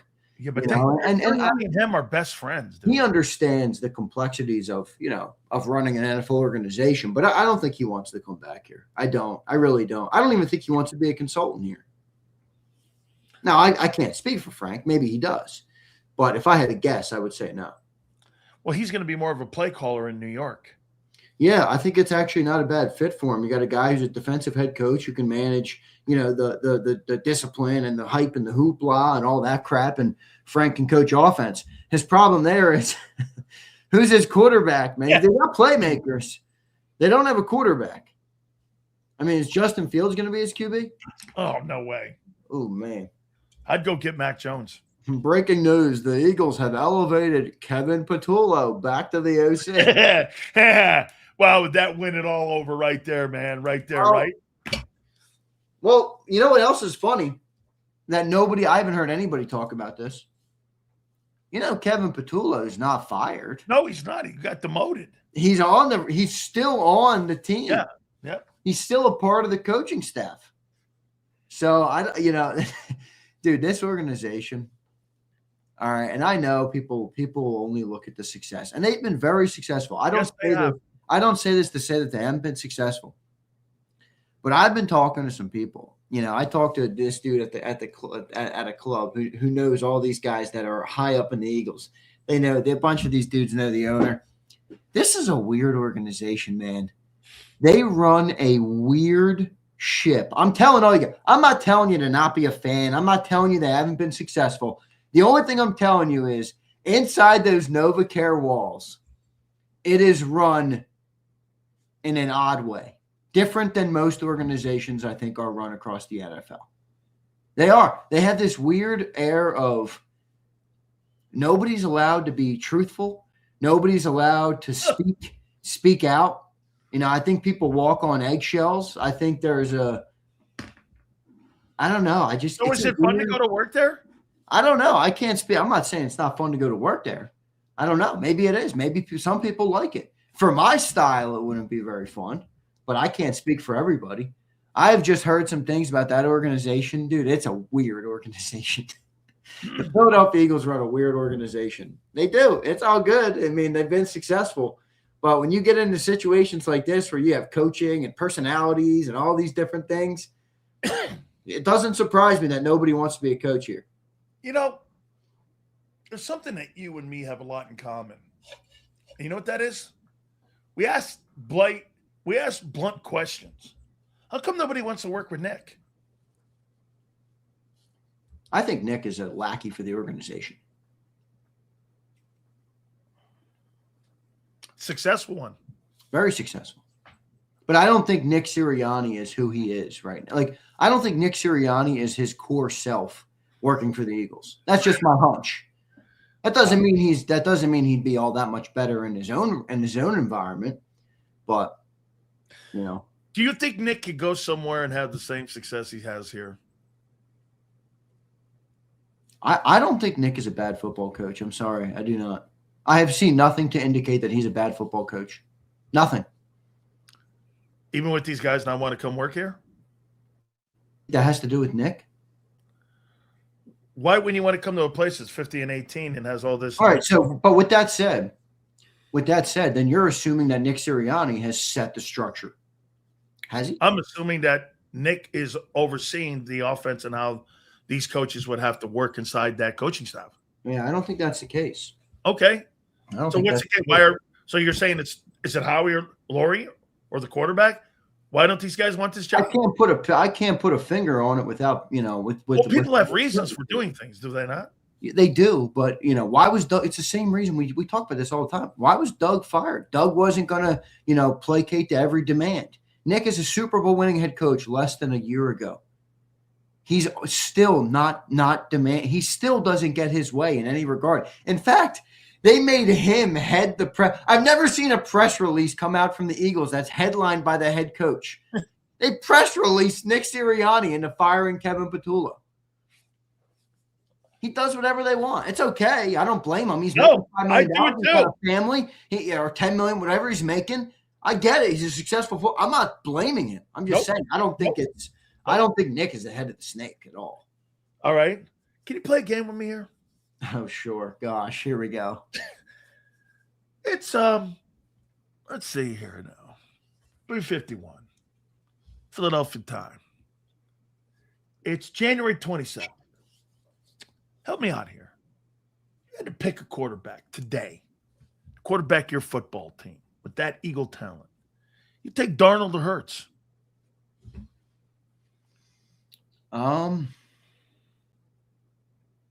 It's tough. I mean, it's a tough comp. I think Darnold's better at a lot of things. I really do. But I'm not. It's tough for me to look at Darnold and just say, all right, I'd slide. I don't operate with the belief that you can just like change one figure out and it's all better. You know what I mean? I think people say that about Kyle Shanahan. I'm just saying, like people will say, put Joe Burrow in. All right, if Joe Burrow goes down with an ankle injury and misses half the year or a turf toe, I don't think, all right, just replace. Jalen has traits. And a lot of those traits have led to the success of the team. That's not to say he's my favorite quarterback in the world, but I don't. I mean, if you told me Joe Burrow or Josh Allen, I think the answer is easy. That's why I would give Darnold. I don't think it's that easy of the answer. Okay, so wait a minute here though. But I hear people tell me this about Kyle Shanahan. Well, Kyle Shanahan plugs in Jimmy Garoppolo. He plugs in Jones. He plugs in Brock Purdy. You know who he doesn't plug in? He doesn't plug in dual threats. Okay, he doesn't. Well, that's called one of the reasons why people haven't taken this job, because I think the reason that people haven't taken this job, it's style of play of the quarterback. Well, I've been saying that. John tells me I'm crazy. Xander. Nick Sirianni. I'm crazy. He just says that's one small reason. That's not the reason. It's the ultimate reason. Why do you think? So wait a minute. Am I right? According to John McMullen, Mike McDaniel took the LA job because his old lady's from LA and not Justin Herbert. No, that's not why. That there's 0% chance.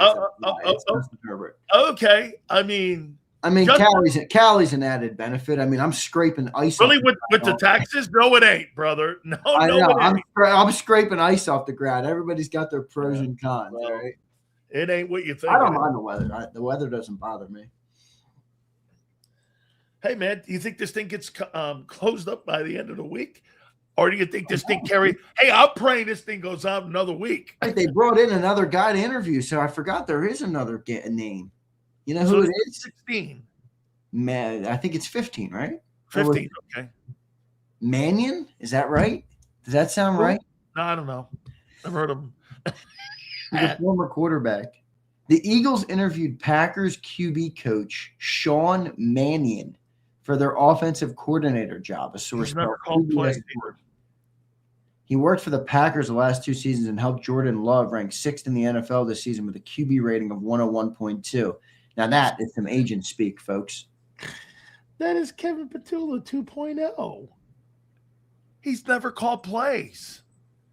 Kevin Patullo worked with Jalen Hurts. Everybody. I wouldn't put too much stock in. I don't think Sean Mannion's going to be your new OC. I don't know. If he is, though, man, I will crack up.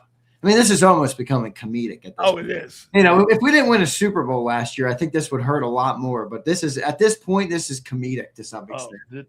This is. How come Hurts doesn't have a say in this thing? He might. We don't know. They don't say anything. The organization doesn't. So nobody knows. When the Bills fired their coach, they came out right away. Josh Allen's going to be a part. He's in all the meetings, which I don't agree with, but he is. I don't think Jalen Hurts should be picking the coach.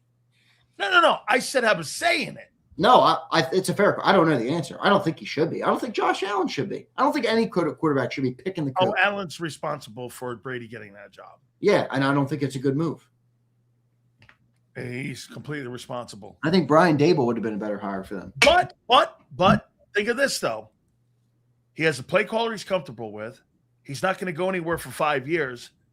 You're kind of like fail-safe from losing your coordinator.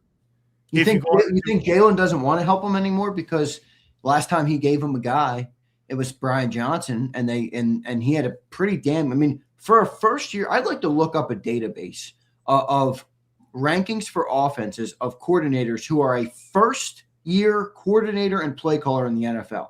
He had the number 8 ranked off. I've never seen. The more I look back at that, the more I get pissed off for Brian Johnson because he's back to position coach. He got demoted across the league. The whole league changed the way they looked at a young up-and-coming coaching candidate. I mean, here we go. We talk about the Rooney Rule and people of color and black guys getting more jobs in coaching. And you have a guy who's a number 8 ranked offense, and out the pasture you go. Goodbye. In his first year. Defense. 30th ranked defense. Was he a better coordinator than Kevin Patullo? Was he a better coordinator than Kevin Patullo? Absolutely. I mean, there's not even a metric where Patullo out was better than him. Maybe the red zone. Wait a minute. Then how come Kevin Patullo is still in Philly? That's a good question. Maybe Brian Johnson said, "I don't want to stay." Well, maybe they could have offered him that to come back in a different role. Yeah, they could have offered him that. Would we gander to say that Brian Johnson was probably the second best, depending on how you think the impact that Kellen Moore had on the offense? Do you think Brian Johnson was the second best coach that Jalen's ever had, and maybe the only coach that ever really utilized and tried to develop him as a passer? Maybe. I mean, look here. Catch got the number. Catch, thanks for doing it. The Philadelphia Eagles finished the 23 NFL regular season with the league's 8th ranked total offense, averaging 354.4 yards per game. And that's a productive offense. 354? That's a productive offense. Wow. I'm convinced. Yeah, by the way, we'd still be playing right now if we were averaging 354 this year. Absolutely. You'd be in a Super Bowl. If you had Vic, that just shows you. If you had gotten a Vic before Miami did, and you had Brian Johnson, I'm now convinced more than ever, because you wouldn't have had that meltdown on defense. Wait, you know why? Patullo's still here and Brian's not. Yeah, Brian wasn't Kevin's guy or Nick's guy. Yeah. Patullo's Kevin's guy. Yeah, Nick's guy. Yeah, this goes all the way back to San Diego. Where is Brian Johnson now? Is he still in Washington? I'm not sure. I thought maybe he was in Los Angeles. He's the assistant head coach and offensive pass game coordinator for the Commanders. He's still there. He might be out there because, they just got rid of Kingsbury out. Yep. They may elevate him. Yeah, maybe. I don't think it'd be a bad move. No. It'd be a bad move. They might elevate him to be the OC there for Jaden Daniels next year. I mean, think about it. You got a guy who, all right, it's not a big body of work, but you got 1 year to go off of him calling plays. He averaged 354 and was the number. I'd be like, hey, that's pretty good. Let me take a look at that guy. 354. But also, I want people to realize how narratives permeate in the league, and this is why, Kevin Patullo probably not going to get a job, an advanced job, maybe ever again. I mean, look at Brian Johnson, 8th ranked offense, and the data on the field wasn't even enough to supersede the narrative. The narrative won. He got demoted. Nobody else hired him as a coordinator. The narrative won over the numbers, over the truth, over the real data. So, how do you think the owner's looking at this? That's a great question. I have no clue. They have this weird confidence of like they don't do anything wrong. So maybe he thinks, this is normal. Maybe. But I also think he, when he lays in bed at night, he's thinking about, all right, before I go to bed, man, what the hell is going on with my football team? I don't know. I don't know what the owner's thinking. You think it's wild that 2 defensive coaches are in the Super Bowl? No, not at all. Not at all. Well, I was told by not just John, by a bunch of people, defensive coaches are not the wave of today's NFL. By the way, I typed in Brian Johnson. One of the first videos that came up is your mug. It says, let's click on it. I'm on a private browser too, so it's not connected to my JAKIB.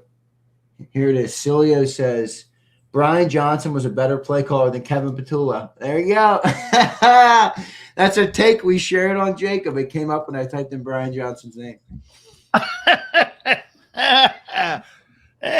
He must have been taking a shit on Patullo talking about Brian Johnson. Well, Wait, you were saying sorry to cut you. You were saying about the defensive head coaches. Yeah, no, I think it's a good setup. I do. It's just it's tough to have continuity. Like, is Clint Kubiak going to get a job? Is that who the Eagles want? No, because he's an OC. They need an OC. He's going to get the Raider head job. He's getting a Raider job. Like he's probably gone. So what? That's another new. By the way, I don't see many people complaining about Darnold's change in coordinators. How many coordinators has Sam Darnold had? How many jobs has he had in the last 6 years? I mean, Sam Darnold, he is with another new coordinator. This is his first year with the new coordinator. He's in the Super Bowl. Yeah. Now, Jalen was last year with Kellen Moore, too. Experience matters, doesn't it? Although Clint, I don't know. Did Clint Kubiak have experience before this? Yeah. I think it was in New Orleans with Sean Payton, I think. Play calling, though? No. I thought he was in New Orleans. I thought he was. They're gonna elevate Jake Peets, their passing game coordinator in Seattle, because guess what? He worked with Sean McVay. His name is Peets, Peetz, and he's the passing game coordinator in Seattle. That's going to be the new offensive coordinator in Seattle for Sam Darnold next year. Yeah. Wait, who? Jake Peets, Peetz. Yeah, I've seen him. He's gonna be the passing game coordinator to be elevated to the. Guess where he came from? Sean McVay. Yeah. All them dudes come out of that Sean McVay. I have Sean McVay, Shanahan. Yeah, that's the offense everybody wants to play. Yeah, but I've been saying I think a change in a stylistic change. I think like we've had this change of. We've really gone from pocket passing to a lot more dual threat in the league. You see the emergence of college players, and the game is played not only in the NFL but at every level in a much different way. Played in space, spread out, athletic quarterbacks. I don't think that's changing, but what I think it's going to evolve into, a hybrid style of a quarterback that can move, that can escape. But you also still have to have a great ability to throw the football because these McVay offense, Herbert, Drake May, Josh Allen, these styles of offenses that they need quarterbacks that can read a defense, that can get the ball out on time. They can't be so hell bent, on making a play with their legs. So that's what I think is coming in the next, couple, 3 to 5 years. But we'll see. We'll see how it goes. Do you think this coaching search has exposed Jeffrey Lurie? To some extent. I mean, it's not exposing anything to me. I've known he's this way for a while. He's a scapegoaty guy. When something goes wrong or it doesn't reach expectations, somebody's got to have an answer. And I don't think that's a bad. I mean, he's a billionaire owner. If something's not running right in your company, you fire him and you get a new guy in there.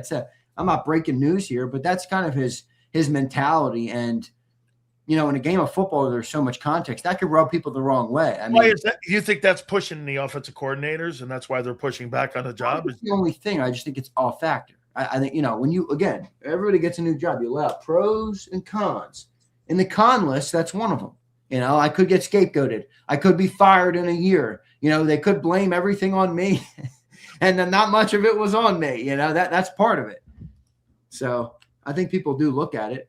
I don't know that he's been exposed. I mean, I think Jeffrey Lurie is a good owner. I'm not saying I don't think he's a good owner. I think he's a little bit of a goofball, but too handsy. Factor. What's that? Too handsy. Yeah, a little bit, but again, we've talked about why.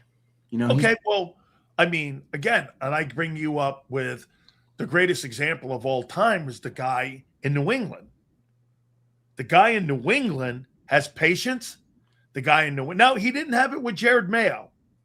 So there is a stopgap guy in there too. You're not going to get it right every time. No, you're right. But I'll tell you one thing's for sure.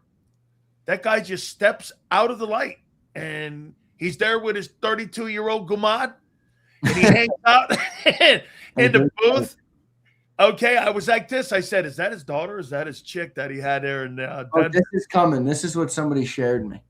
You're right about Kraft. This is what's coming. Cooter! Oh, my God. Hey, man, Cooter's not a bad hire. Cooter hurts. Cooter hurts. Cooter hurts, baby. Dude, you are forbidden from saying that phrase. Hey, do you agree? If you lose Lane, AJ, and Goddard, you're a 7-win team. Oh, dude, if we lose those three. Yeah. And I don't think you will, all three. I don't either. I don't think you will. That'd be some big change. There's just arguably 3 of your better players on the offense. Oh, absolutely, man. One of them might be your best player. I mean, Who, Lane? No, AJ. Okay, pick one. Lane still is. AJ's up there. I don't know. I can't. I want to tweet. I kind of want to see AJ in a new offense now. I don't even care if they get rid of. I'm done with this shit. I'm done talking about AJ Brown hating it here. I get why he hates it here. Anybody who watches the game sees why he hates it here. Dude, go ball out somewhere else. You see all these reclamation stories on receivers that are balling with other teams. Devontae Adams. Go ball out. Devontae Adams, Stephon Diggs is about to be in the Super Bowl. Cooper Kupp had a big catch, big touchdown in that game the other night. Go ahead, AJ. Just go. It is what it is, dude. The word is Mike Evans to the Buffalo Bills. Buffalo can't do any better than that. I like Mike Evans, but what's he? I think he's long in the tooth. I'm with you. I think he's long in the tooth. Is he year 12 now? Yeah. No. Come on, man. So, bro, if you're an organization, go get him a playmaker. Yeah. Go. What do you got to do? Go get him. Dude, you know who they should go and get? AJ. No, maybe, but yeah. No, that's not who I was thinking. Who? George Pickens. Steal him from the Cowboys. He'll ball out there too, man.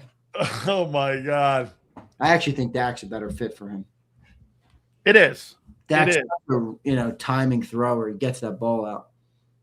Dallas is going to be good. Dallas is going to be good next year. Sam Darnold story. I can't get over that. Look at Sky's great. I love Eagle fans like this. Zanny, you can't convince me that you're an Eagles fan. Sit down and shut the fuck up. Sky's great. Sit down and shut. I don't need to convince you a shit. I don't need to convince you a shit. In fact, Skyscrape, I don't know you a damn thing. All right? Sit down and shut up.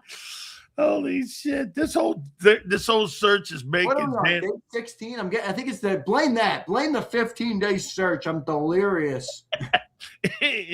Eagles. I'm delirious. Hold on here. I got another one for you here. I got to get the right number here. So coming up here. I want the coach on the Titanic.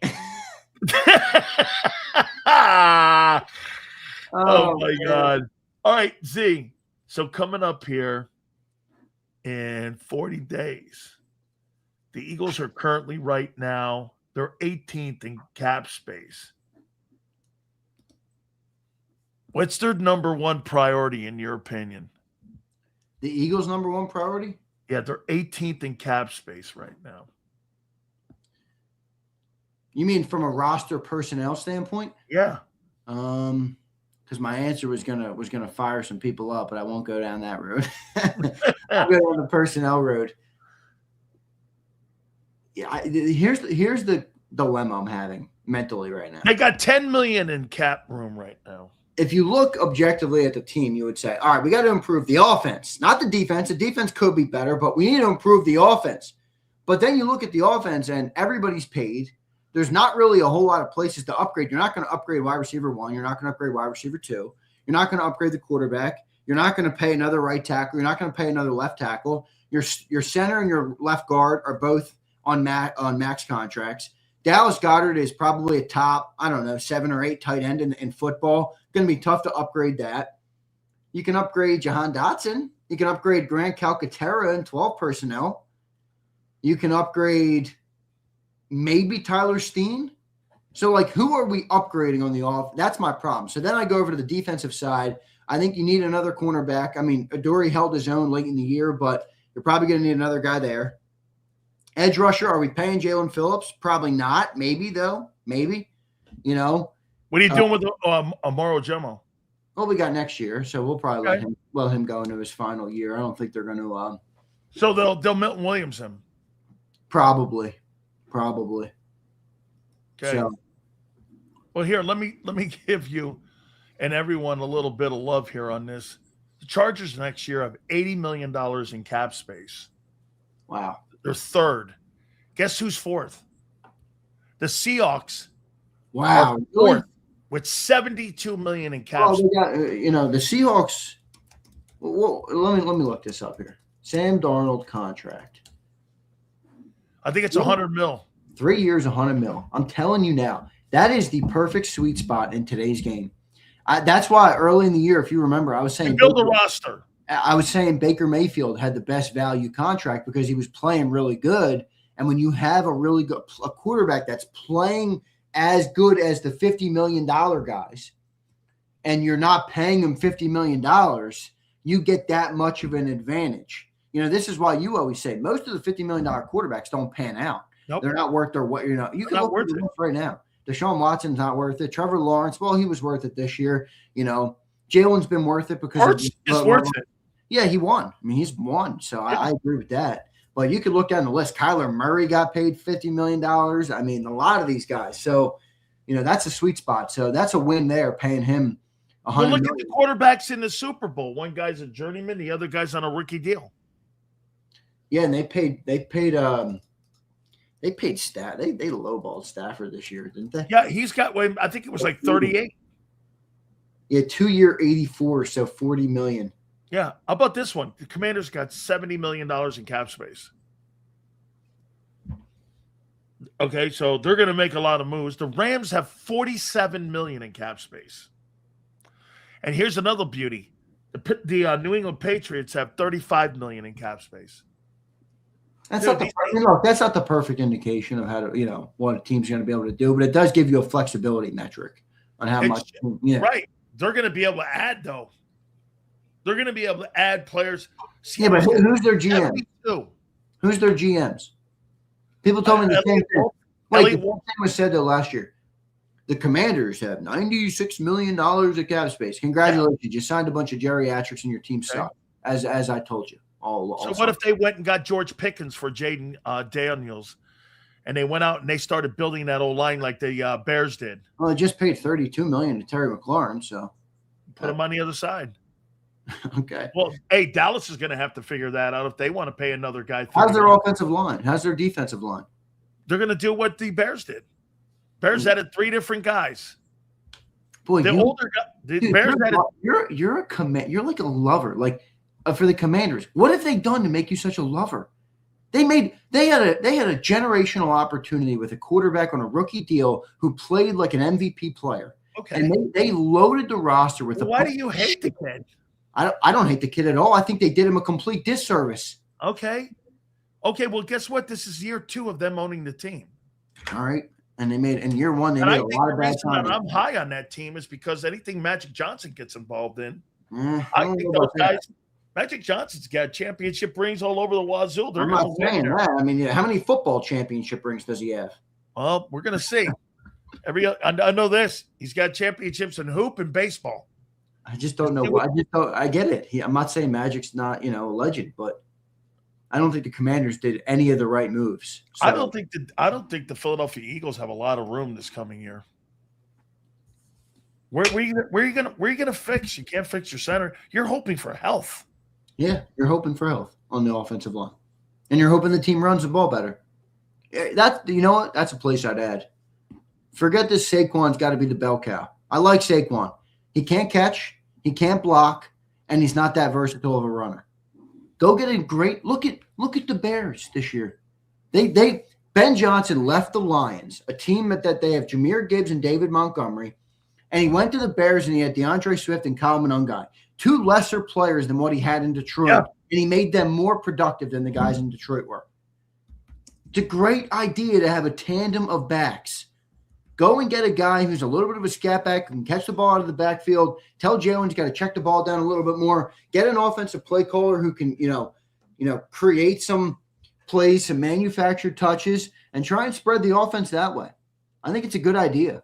How about this?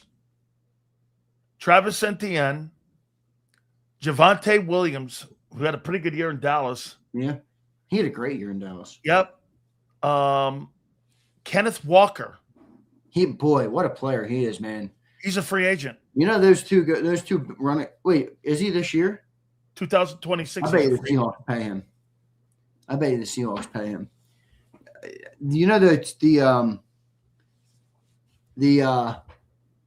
Seahawks running backs with their 1-2 punch with Charbonnet. Now he's out, so that's a big loss. But, I don't know if he's back for the Super Bowl either. I don't know. I don't think he is. I think he's done. But their running backs are graded on PFF, the number 1 and the number 3 running back this year. Graded. Wow. Yeah. So I mean, Walker you're was paying Barkley $20 $20 million, though. You know. Yeah, I know, but you can use you can use a 3rd or a 4th round draft pick on a running back, dude. The guy in Chicago, Kyle Mononga, is a 7th round pick. I got it. Let me take a look at this one here too. I want to do this one here with wide receivers. So Christian Kirk. There's not a lot of big names. DeAndre Hopkins is long in the tooth. He's 33. Keenan Allen's 33. Jahan Dotson's going to be. You're not bringing him back at 2.7, right? I think he'll get a little more than that. I think people know like why he doesn't get stats here. You know. Would you entertain Mike Evans here, 32? Nah, not a good fit. What does he do for our offense? We already have static receivers. I'm saying if you replace AJ. You got to replace AJ with somebody. He's not going to make 20. He's not going to make 20. You get ready for more hitch routes. I mean, I don't see that change. I don't see that evolving the offense at all. Well, shit. If you bring an offensive coordinator in, you're not looking to evolve the passing game. You're looking to improve the run game. It's true. Okay? So Johnny Wilson being healthy will be healthy. No, you're right. Guess what? Now that I think about it, Xander, the way you're talking, I'd rather go after a running back than go and try to replace A.J. Brown. Yeah, but they're not going to do it, man. Well, fuck, man. I mean, the run game is the reason you're not in the playoffs right now, not the pass game, because last year you proved that. Well, we were in the playoffs. The run game's the reason. I mean, in the NFC Championship game. Yeah, I don't know. I mean, what happened in the I'm pretty sure Saquon ran for $119 in that playoff game, didn't he? Yeah, against the 106, 26 for 106, 4 carry. I mean, Jalen had 168 in the air. I mean, running game's not the reason they lost that game. Dallas Goedert right now is the 3rd highest paid free agent tight end. Kelsey's number 1 at 17. Where do you think we draft a wide receiver?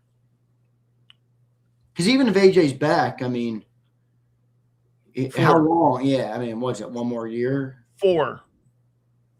Round 4? Maybe 3. I could see round 3. I think as of right now, you're going to go O-line, receiver, O-line, corner, tight end, defensive tackle help, another safety, and more O-linemen, guards, centers, somewhere more so than a center. That's going to be interesting because if the Eagles think that Cam Jurgens is finished, you're going to see a center drafted high. If they don't, they're going to take a center later, or they could potentially go into the free agency and they could go and maybe, let me tell you this to you, man. Taylor Linderbaum is 25 years old, and he's a free agent this year. They're going to pay him. Why would he leave? They're not going to pay him? I don't know. He's one of the best centers in the league. He's a free agent right now. I don't know why. Its market value, $17 million. Well, he's better than Cam Jurgens is. Did he not have a good year or something? They didn't make the playoffs. Well, it's not all in the center. No, it's not. I like that kid too, No Limit, actually. Averion Terrell. I saw he was on the Daniel Jeremiah mock draft number 1 for the Eagles. You think they're going to draft another corner, though, in the round 1? No way. I get it. I No Limit. I like the player, too. I mean, I think it – I mean, we might as well, right? We are a defensive team. You know, maybe we just triple down on the offense or on the defense. Here's something to think about also here. So free agency for edge rushers, listen to these names. Hassan Reddick is the third dude. And you've got Trey Hendrickson, Khalil Mack, Joey Bosa, Leonard Floyd, Dante Fowler. Barnett's name's on this list. I think it's trenches round one. I do. I think I agree with whoever just said that in the chat. Trenches. Yeah, Jim Adams. I'm with you, Jim. I think it's offensive line in round one, dude. How much free agency movement do you think they're going to do? I can't imagine that much. I mean, how many, where are you going to sign a player? That's the question. Now, maybe like a corner for, is there an Isaiah Rodgers out there this year that you could sign to play CB2 maybe for $7 to $8 million? Maybe. I could see that. I don't see a big splash in free agents. Everybody wants to bring Beckham back, but who's a free agent too? I'm with you. I don't want to. I mean, I'll take him, but. Would you take him or Isaac Seumalo back? He's a free agent. How old's Seumalo? He's got to be old now. 32. It's not too bad. $5 million?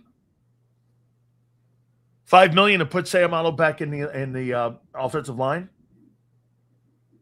Right? I mean, Mekhi Becton did not have a very good he did not have a very good year. Here's the guys also that are going to be – listen to the numbers that you're going to see here with offensive linemen. Cam Robinson's 30 years old, $13 million for Cleveland. He's a free agent. Do you think you'd go free agency for replacing Lane and then wait and see what you can do in the draft? Or do you go into the draft? I don't think they're going to replace Lane in free agency, dude. Okay. It's not a valuable – it's not a good value proposition for the team. You're going to have to pay a tackle, big money. By the way, tackles don't leave teams in free agency. No. Good tackles. I mean, you don't see that. No. Lane Johnson's been with the Eagles since what, 2004? No, 2010? I don't know when he was drafted here. Bro, so, Jamel Dean is a guy that I hope the Eagles have a conversation with. This guy played Pro Bowl football for the Buccaneers. A little bit on the injury, but Jamel Dean on the other side of Quinyon Williams playing corner, because I think you're going to go free agency to replace the other corner. Yeah, I could see that, like a $7 or $8 million guy. Yeah, his number's a little higher. It's about 10, but I don't believe he's going to get that. You could get him around $8 million. All right, you do the supers. Yeah, let's do the supers, my friend. All right, here's Swoosh. Might have missed y'all talking about it, but Dable choosing the Titans over Philly is another huge indictment on Sirianni. Is Jalen really the reason? Swoosh, it's tough to tell, but I agree with you that it's an indictment. It's an indictment on somebody. I don't know who. I wonder who Howard Eskin's going to think that the indictment's on. Well, I think Howard. I mean, I think I think we all will have a good idea. I mean, Howard's been pretty consistent this year. Yep, he has. So I don't think that's going to be. I mean, that's a part of it too. I don't think it's fair for people to act like it doesn't exist. I mean, you're allowed to like a player, but you also have to look at the reality of what's happening. A lot of offensive coordinators right now are turning down the Eagles' job. Yeah. There's a reason for that. Now, if you don't think it's at all related to Jalen Hurts, okay, that's your you're entitled to that opinion, but you got to have at least the conversation of it is true. People don't want to coach here right now, or at least it's not even close to their first option. So why is that? Why is this team that has been so successful? Why do people not want to coach here? Agreed. I don't know why. Here's Corporate Pump. What's up, Pump? Y'all got your priorities wrong. Did you see the pass rush? Lack thereof. Dude, we couldn't get the Purdy with Phillips. We need a bookend edge. It's a good point, Pump. I agree. It is. It is. Point. I'll take that. Absolutely. I think they're probably going to go into if they lose Phillips in two free agency, Xander, I think they're going to go into the draft and try to replace him. They're going to go into draft to try to go there. I don't think they're going to pay Jalen Phillips. I don't either. I just have a weird feeling they're not going to. He's going to command $24 million, $25 million, and I don't think they're going to go that high. I just don't. I don't believe they're going to go that high. Is that right? What's that? Catch just said that they're giving Sean Mannion a second interview. Okay. Okay, so Prince, I agree completely. Prince says Brian Johnson was not on Jalen. Not at all, Prince. I didn't say that at all. I don't think that's the case at all. I think that was a classic scapegoat there, Prince. Here's Tyler. We are closer to an offensive rebuild than people think. If you lose those players that we said, then yes, I do agree. I do agree that you'll be in a rebuild. Yeah, you think they're gonna be good next year? Yeah, I do. I mean, they've made the playoffs 5 straight years. How good is the question? You know, how will they win 11 games and get bounced, or will they make a run? You know, how dominant of a team are they? How competent of a team are they? Will they be better than this year? It's the reason it's tough to say that is because everybody's getting older. You used to be a 27-year-old average age on the offense or 26. Now it's 28 and a half. And players didn't look as good last year. Absolutely. Guys, we appreciate your super. I just got a text from Howard Eskin. He's going to be with us at 4:45, so we're good here. Objectively, I've been a Team AJ guy, but just answer the question honestly, everybody. Was AJ Brown better this year than he was the year prior or the years prior? No. Was Devontae Smith better than he was the years prior? I know everybody loves Smitty. I do too. Was Mailata, Dickerson, Juergens, and Lane Johnson as good? Was Jalen Hurts as good as he's been, in the past? Nobody really performed, and you have to factor that in when you think about this question. Is the rebuild closer than people think? Well, it's fair to what you just said is offensive coordinator wasn't good. The quarterback wasn't good. The O-line wasn't good. The wide receivers weren't that good. Yeah, it's crazy. I mean, you go down the entire list of that $200 million payroll, and boy, you're not getting your return on investment. I'll tell you. Now, here's the question. I mean, like, there's ups and downs. John always says this. He's right. There's up years and down years. Like, are they permanently regressed? Because that's a bigger question than had a bad year. I don't think. I'm my concerns about being permanently regressed are Cam Juergens and Landon Dickerson. I don't think AJ, Devontae, Jalen Hurts, and Lane Johnson could be permanently just from an injury standpoint. I don't think any of those guys, could be permanently regressed. By the way, I appreciate all of you guys here with all of your super chats. Thank you so much. Yeah, please hit that like button too. Thank you, guys. I gotta run here soon. Cash said Sills is spicy today. Was he getting pepper sprayed? LOL. No, he is a little spicy today. Yeah, spicy with me pre-show. What's that? He was spicy with me pre-show. Oh, Catch. Hey, man. I mean, look, I'm curious. 15 days, my boy. Here we are. 15 days, 15 dudes. I don't know. It sounds like I don't want to think about what that sounded like. Here's Skyscraper. My welcome to the JAKIB Sports Show moment was Xander cursing me out about a damn super chat. Welcome in, Skyscraper. Welcome to the Thunderdome, as we call it. Here is Mr. Hill. Crazy take Deuce Staley. Crazy take Deuce Staley wants back in OC. No way. I mean, I don't know, man. This organization wrong. Another guy this organization has wronged. Yeah, absolutely. I like Deuce too, man. I do. He's a good guy. Good guy, man. Good dude. Here's Khaled. Get Brian Johnson back as OC. Yeah, he probably. Why would he want to come back? If I were him, I'd be like, screw you guys.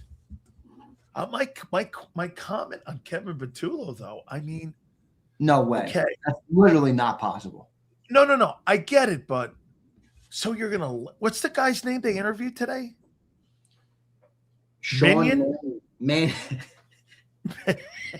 He does it on purpose. Manion.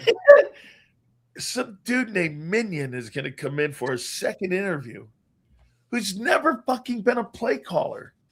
It's like you acting like you never heard the name Declan before. Minion.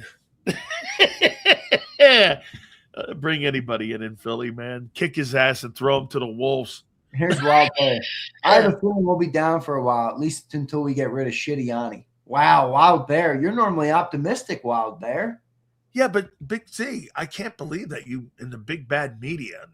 Gary Cobb blaming me yesterday for making the job. He didn't blame you. He said he goes, guys like you. And I was like, look, Well, Gary, he said that it's hot in Philly. I mean, not everybody wants YouTube videos being posted about him being a shit coach all the time. Oh, that's a fucking shot by Z. Not a shot? What do you mean? My name's attached to it too. I don't care. Yes, it is. Yes, it is. You know, I get it. I don't think it's I think it's a cop out. But yes, it is. Yes, it is. I really do. I don't know. Like, you know, it's weird. Do people, and everybody in the chat will have to answer me this. Do people like who are fans of the team, is their style of being a fan really, has it become just like, yay, go team? I've never been that guy, ever. I'm not that guy with Alabama. I'm not that guy with any team I've ever rooted for in my life. Yeah, but but I look at the Eagle fans this way. Dude, so like if you're great, we're gonna cheer you. If you're shit, we're gonna boo you. And even if you're a great coach or a great player, if you fuck up, I'm gonna shit on you. That doesn't mean breaking news. Jim Bob Cooter. Nah, it's no Eagle news. The Titans received the commitment from Brian Daboll to become their OC. He's in. Woo, there's John's plan all blowed up. He's in Nashville now to sign. Daboll has a strong affinity for quarterback Cam Ward. I guess he didn't have a strong affinity for Jalen Hurts even when he was. Holy shit. This guy shit on Hurts 3 times, man, in one lifetime. Me and John debated that today because I brought up the comment he made about, remember when A.J. Brown was bitching? Yeah. And said he was wide open. Yeah. And John's like, oh, that doesn't mean anything. I'm like, okay. Everybody was blaming the coordinator in Philly. People were mad at AJ, and the opposing head coach who's watching game tape all week says, hey, that guy's open. Hey, do you think does it get any more self-explanatory than that? Hey, is this thing gotten sad now? What? What? No, it's not gotten sad. Dude, it's kind of hilarious that you guys are after February, what was it? The 14th? 9, 10, 11, 12. Yeah, I think the 14th was the parade last year. After February 14th, it's going to get a little more sad. Like, did you hear Xander? It's going to get a little more sad. I'm laughing away the pain. It is what it is, man. Yeah. It does become a little bit comedic. It does a little bit. I mean, we're the big bad Eagles, and we're on day 15, and we can't find a damn coordinator. And you're looking at a dude named Minion. These guys are taking the Titans job over. And Brian Daboll is telling you the Titans and Cam Ward is better for me. Hey, did you see Mike McDaniel at his presser too? He had a fishbowl in front of him, and he goes, "I hope there's no vape questions up here." Oh, I saw that. He's goofy, but I think he's going to be great back. Oh, I do too, man. I think that him and Harbaugh are going to work some magic out there, and I told you they got a shitload of money in cap space. Here you go. Here's Tyler. If we lose AJ, Nick, and Hurts exposed. Oh, if we lose AJ, Nick and Hurts are exposed 6-11. I'm not going there. I think it's more than that. I think you have to lose Lane too. And by the way, if you lose Lane and you lose AJ and you lose Goddard, I don't know how many offenses are going to be able to withstand those kind of losses. Wait, you know what's funny? Who's the dude who went back to college? Ohio State. Arthur Smith? Yeah. He was in the mix too. He said, nah, I'm gonna go to college. I'm gonna withdraw. I'm gonna go to Columbus. Columbus is gonna give. Look what Columbus did for Chip Kelly. He got him the OC job when he was with the Raiders, right? Ohio State, yeah. Ohio State's a beast, no doubt. It is. And they took over for Brian Hartline. That's who he took over for. Brian Hartline's now the USF head coach. Yeah, I know. I saw that. Hey, guys, I appreciate Hartline should have waited for a bigger time. I got to get Big Z out of here soon, man, but I appreciate that. Dude. Here's Brandon. Sorry, this team is on the decline. Yes, we have young stars on defense, but they haven't been paid yet. Our O-line's on decline. Jalen doesn't run. AJ gone. No OC wants to work with quarterback or head coach. Brandon, be careful, Brandon. Hey, do you think it is more on Jalen or on Nick that this is? I know it's both. I know it's all of that. But if you had to land on one pod, would it be that the coordinators don't want to work with that style of quarterback? Or I think it's the setup of the team. It's the setup. Yeah, it's a setup. You can't even run your offense. Like, I can't even give the Jalen Hurts the opportunity to fail in my offense. I got to run this. Yeah. You know, and the offense has boxed Jalen in as a player. It's boxed your opportunity to hire candidates as a coordinator in. You know, it's boxed A.J. Brown in as a player. It's boxed everybody in. I hate that I can't say more on Frank's stuff. Xander told me, don't blow up your relationship with the guy. And I'm not, but you're already out of him. I'm pissed. Well, no, listen. Just he's going to get more of an opportunity to call his plays in New York. That's all we'll say. I mean, you know what I mean? He's going to get more, man, more opportunities. All right, let's go with Steve. I may be a Patriots fan, but living 3 blocks from the link, I'll never talk bad about the Eagles, and I think the Eagles are going to be okay. Just watch. Wait. Are you born in New England, or I got to get this right? You live 3 blocks from the link, which means you're in South Philly. I mean, what's the setup here, my guy? I mean, you can't. You can't grow up 3 blocks from the link in South Philly. You know, one of my best friends from high school, he's a 2 Street guy. Anybody who knows South Philly knows 2 Street. You know, they like branded in their names 2 Street guys. They love 2 Street. You know, I'll get a text from him randomly during all year. You motherfucker, you're being too mean to my fucking Eagles, man. He loves his Eagles, man. He doesn't want to hear you. Like, I love you, Z, but you got to shut the fuck up, you know? If you're growing up in South Philly, you're not rooting for the New England Patriots. How far is that from the complex, that 2 Street, from the hoop and the football stadium? A little bit away. It's not right. A little bit away? Yeah, my one buddy in high school. There's one street that runs right down. I remember there's one street that runs right down the middle of that. My one buddy, he grew up literally right behind the NovaCare complex. So the field is right there. Through the trees is the NovaCare. He lives in a row home right there. I used to go to his house. My trick would be when I was younger and I'd go to Sixers games or Eagles games. I don't go to the games as much anymore because I work in it, but I would park at his house. I'd text him like, "Yeah, can I park at your crib?" He'd let me park there. I'd walk right over. That's dope, dude. Yeah, because then you don't have to park in the lots, and you don't have to pay for it, which is great. Yeah. So here is Wild Bear. I have a feel. Oh, we got that one. Tyler, we got that one. Proctor R1, kick him to tackle when Lane retires. Yeah, Caden Proctor, Alabama kid.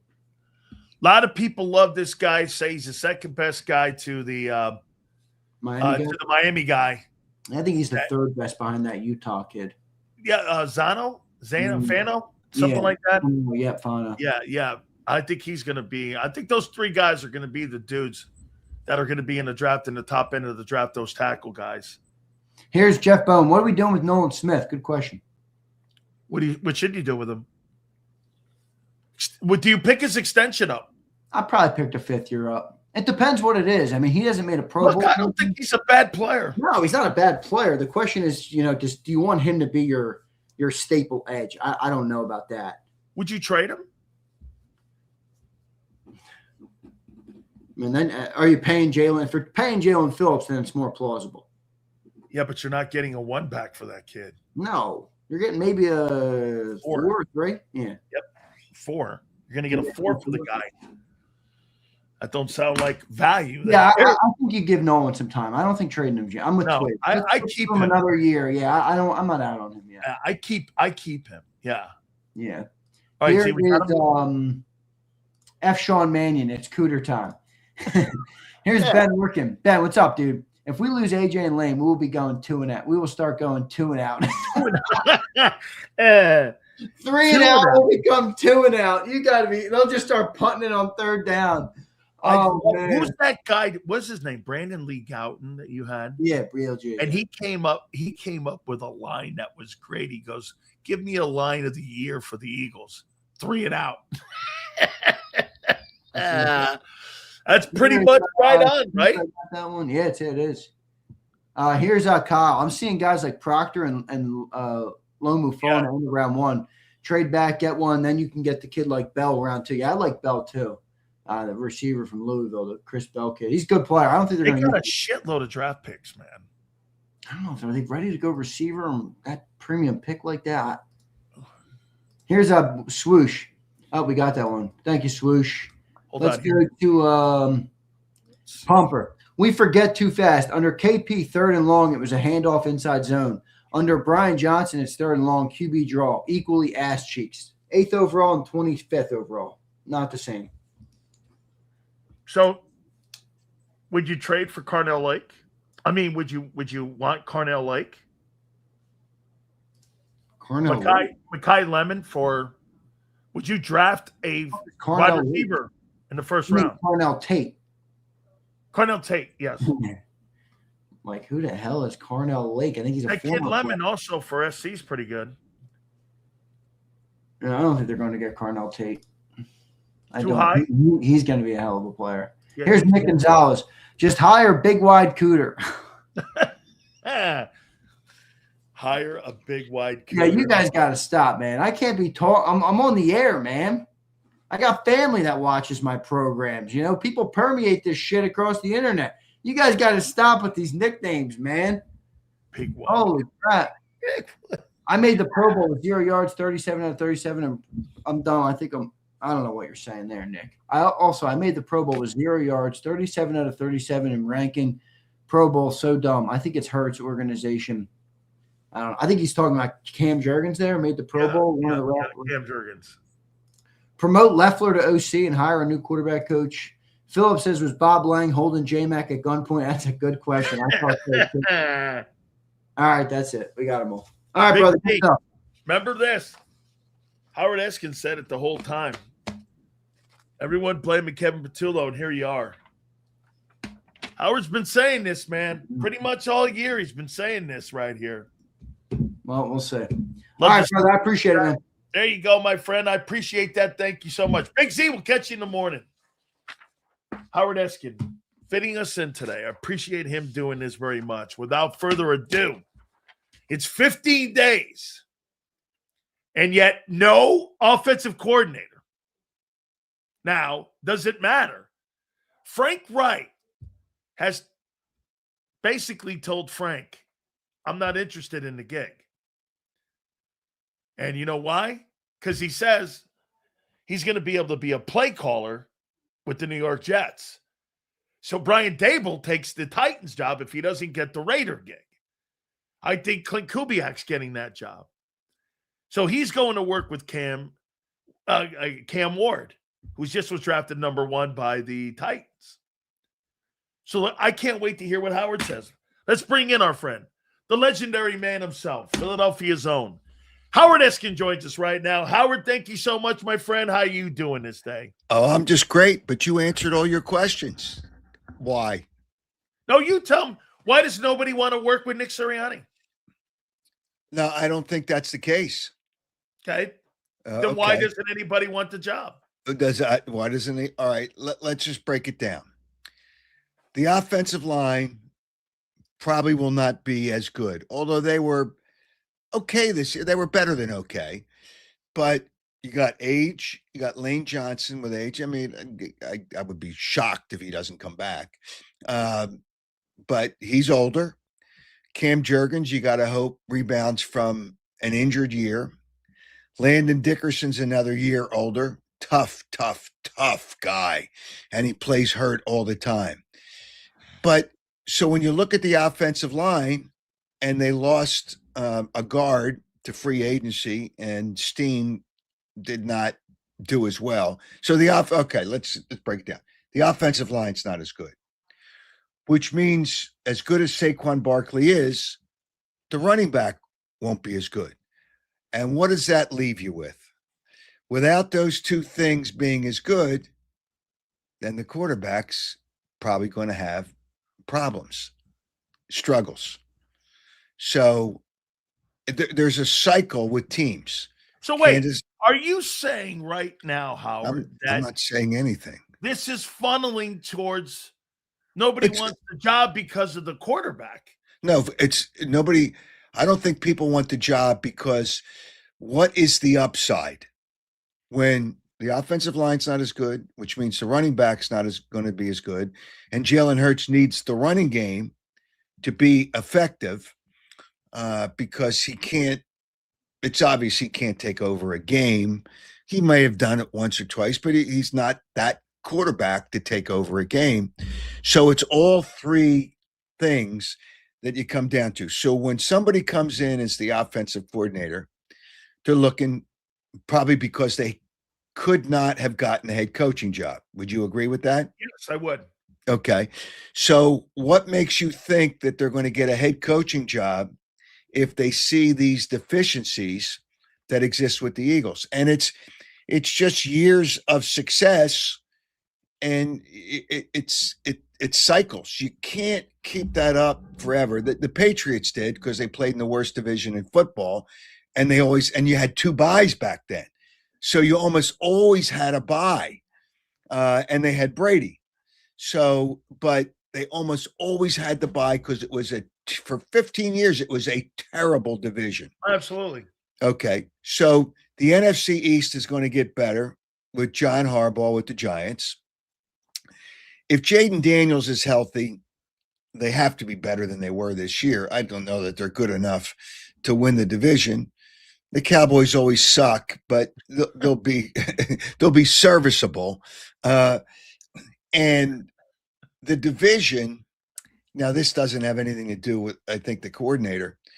It was 21 years where a team repeated as the NFC division champions. Can they do it 3 years in a row? It's really tough because the division's going to get better. So when you are an offensive coordinator, you're looking for a head coaching job. That's what you're coming. It's just it may be a lateral step. Some like Dable, it's a step down, but it's for the next head coaching job that you hope you're going to get. Will you really be able to do that? Do you see the upside? That's the question. What is the upside with taking a chance to come with the Eagles? Because if you fail, or if the Eagles, let's say the Eagles just, they're good, but not good enough, are you going to get a head coaching job off of that? I think it would be difficult. So they're looking at their future, not just for next year. This is my opinion for next year. I mean, the Eagles, I'm sure, and I've been told their interviews are very professional. I don't know what they lay out, but they're very professional. And Howard, it's taking longer to get a Pope than it is an OC in Philly right now. I mean, there's got to be a reason for this here. I mean, it's I just the broke owner. it down. There's no. What is the upside? Okay, so you're saying this to me that next year, you believe that the Super Bowl window with all those deficiencies, you think it's closing now? Do you think that they're older? There's deficiencies with the offensive line, the quarterback. Let's look at it this way. Green Bay always finds a way to screw it up, but they're still good, and they have a young quarterback. Yep. All right, quarterbacks are the key, as we see now in the Super Bowl. And Denver, I feel bad for Denver. They lost a guy that was really developing into a good quarterback in Bo Nix. But so the two teams in the Super Bowl have had really good play from their quarterback. It's the quarterback. It's the running game is a complement to that. So I would think you need the quarterback to play at a high level, not depend on the running game. And the Eagles depended on that. They've actually depended on that for a couple of years because people forget that Swift was a really good, he was well over 1,000 yards. Yeah. So when he was here, and he did a good job for Chicago this year. Yeah. So he did a nice job for them. Saquon Barkley was a record-breaking season for the running game. When they beat Kansas City in the Super Bowl, they should have beaten them. Kansas City had a brutal offensive line, brutal. So the defense kind of took over that game. Not that Jalen Hurts didn't play a good game, and the offense eventually scored some points. But the reality is, what is I'm just looking at if you're going to take that job, hoping to eventually take the next step. So, all right, let's break down the teams. Green Bay will still be good. Detroit has to be better because now Detroit gets a last place schedule, They right? get a last place schedule. They finished Okay. last in the North. Mike Kafka, they've got an offensive coordinator, but Mike Kafka is going to be part of that. Mike Kafka is a really sharp guy. Yep. Really sharp guy. Yep. And he decided to go there with not a full offensive coordinator's job, but he'll help them. All right.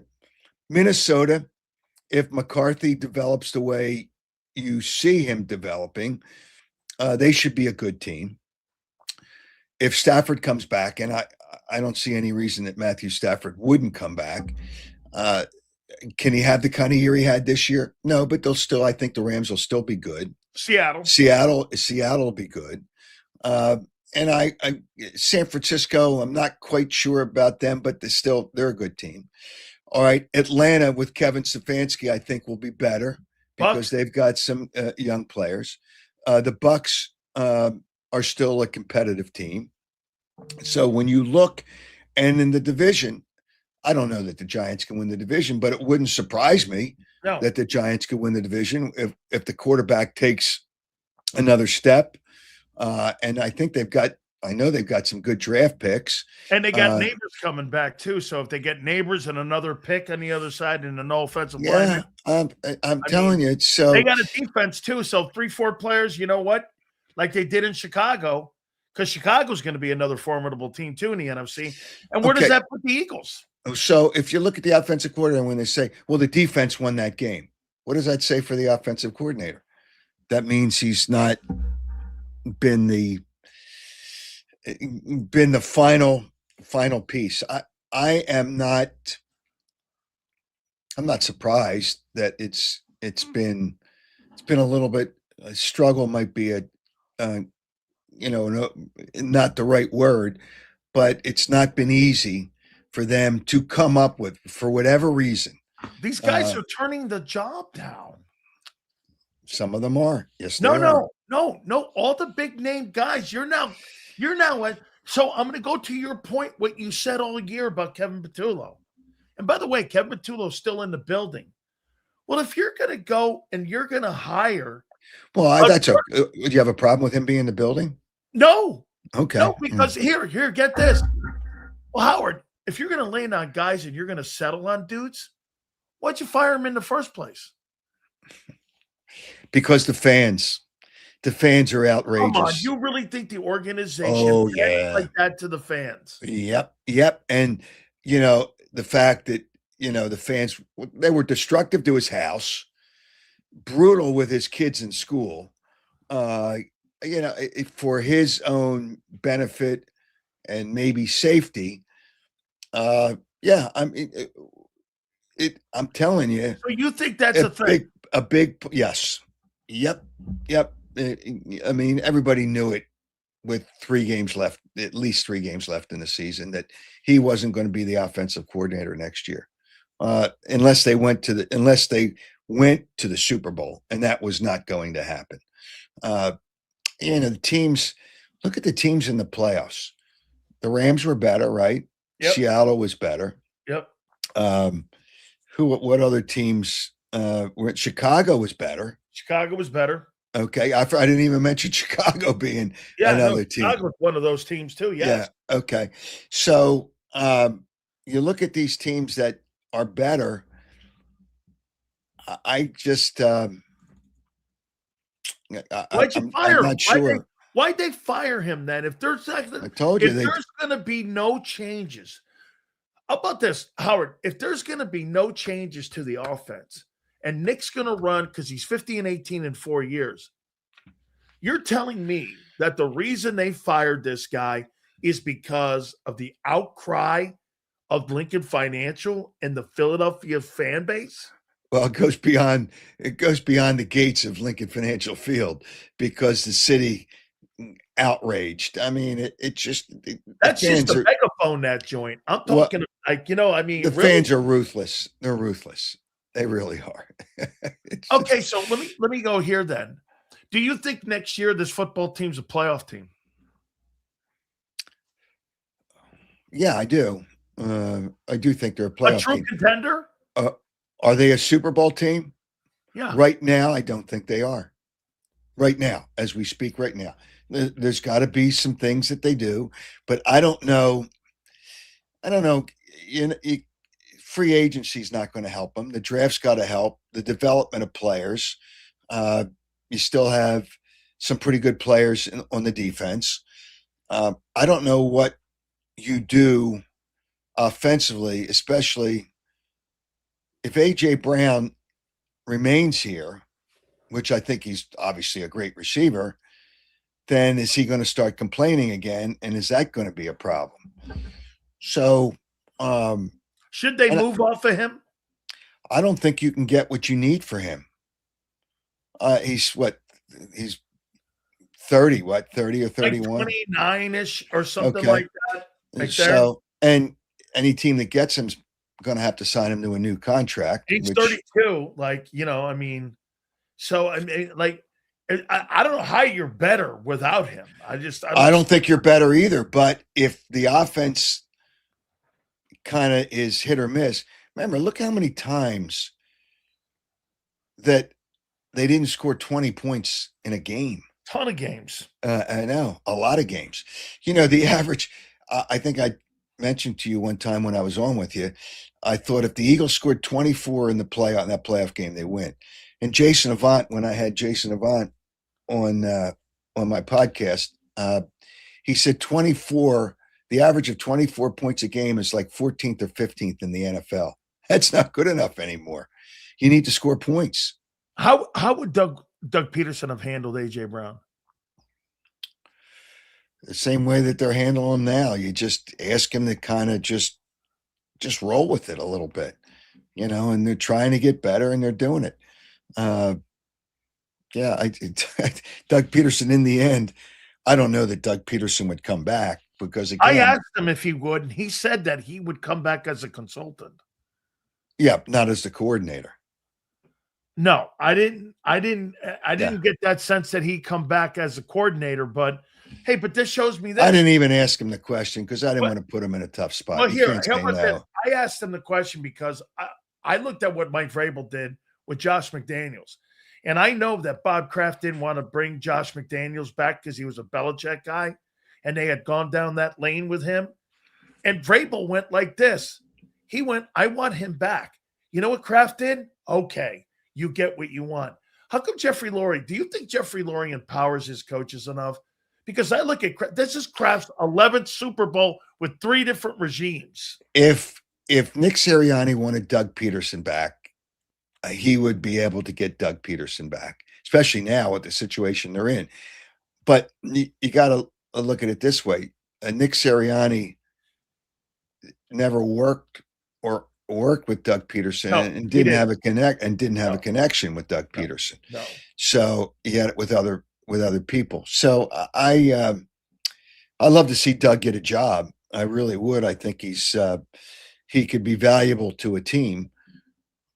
I just don't know what the Eagles are going to do now. I got a question for you here. So in 2023, the Philadelphia Eagles had the 8th ranked passing offense with Brian Johnson. Obviously, the turnovers were high, but the high volume of passing was high.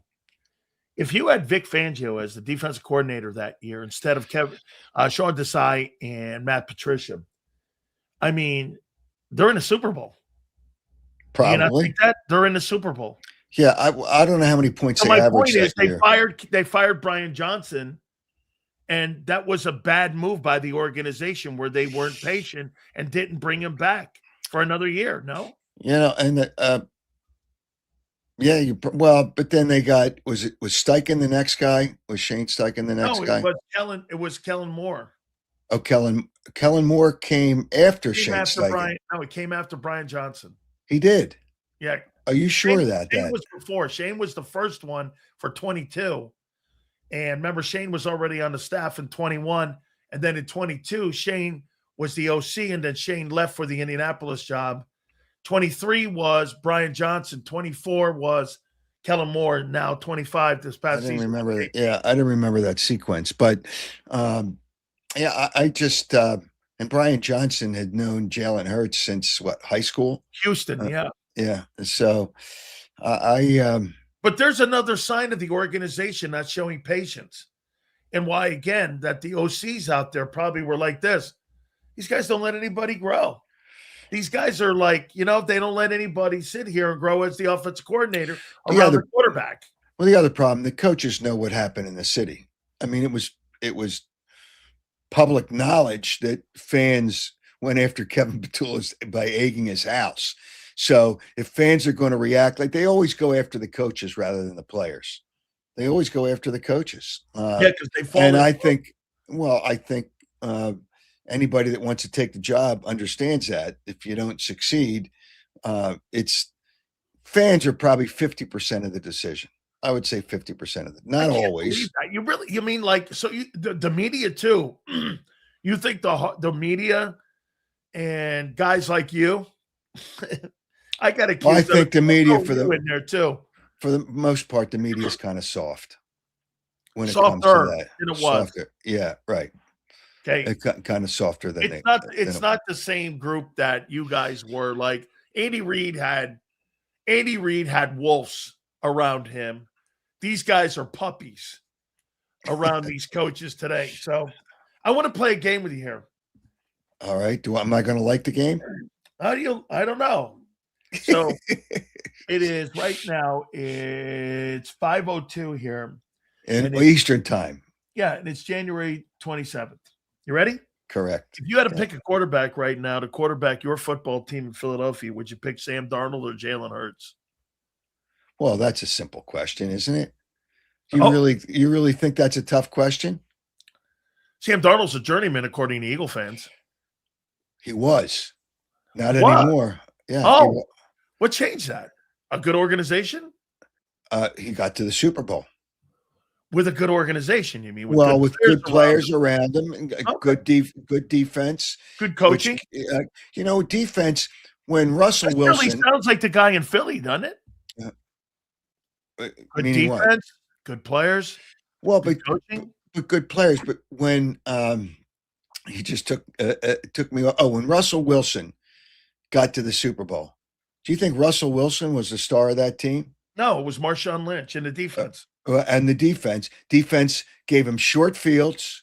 They put him in good positions. He was terrible in the red zone because he's like 5'3". But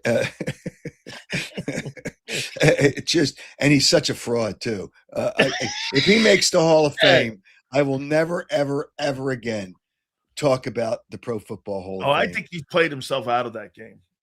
Well, he should have never gotten there anyway. No, I think he was in the room his first couple of years, man. He went to 2 Super Bowls. Wait a minute, he went to 2 Super Bowls. He had actually more wins than Hurts in his first 5 years. Try to kiss enough rear ends to try to get people to love him and be nice to the media. I wonder if he got in the Hall of Fame, would he have an office at the Hall of Fame like he had with the football teams he was at? But anyway, the defense puts you in good positions. They helped Sam Darnold, but Sam Darnold had to do it too. Yeah, he had to get it done too. Yep. So I think I don't think that's a tough question right now. I don't either, actually. Who do you think goes first, Nick or Hurts? I think they'll both be here forever. You can't even lie good. You can't even lie good, dude. Usually the coach goes before the player. But if Jalen Hurts does not have a good year next year, they got to make some serious decisions because his contract is easy enough to get out of after next year. So if he doesn't have a good year next year, and I don't know that he won't have a good year. I mean, I'm just saying if he doesn't, then I don't know. You don't believe he's having a good year next year. I know you don't. Well, I guess a lot of it depends on his getting better. He's got to get better. He's got to get better in his 8th year. Yeah. 7th year. Hey, wait a minute. There's quarterbacks that have done that. Not many, but there's quarterbacks. No, McNabb was Listen, when you have 30-some thousand yards, you got to be pretty good most of your Okay, well, he career. was good early, but he wasn't good late. No, he wasn't good You late. ran him out of town late. Well, Andy Reid knew it was time. Okay. You know why Andy Reid traded Donovan McNabb to No. the No. Washington at that time Redskins? It's funny. I was at a funeral in Washington for George Michael. You remember the Sports Machine? Sports Machine. George and I worked together when I was spinning records for him. Watch that thing when I was a kid my entire life. I loved that thing. Come on, Yeah.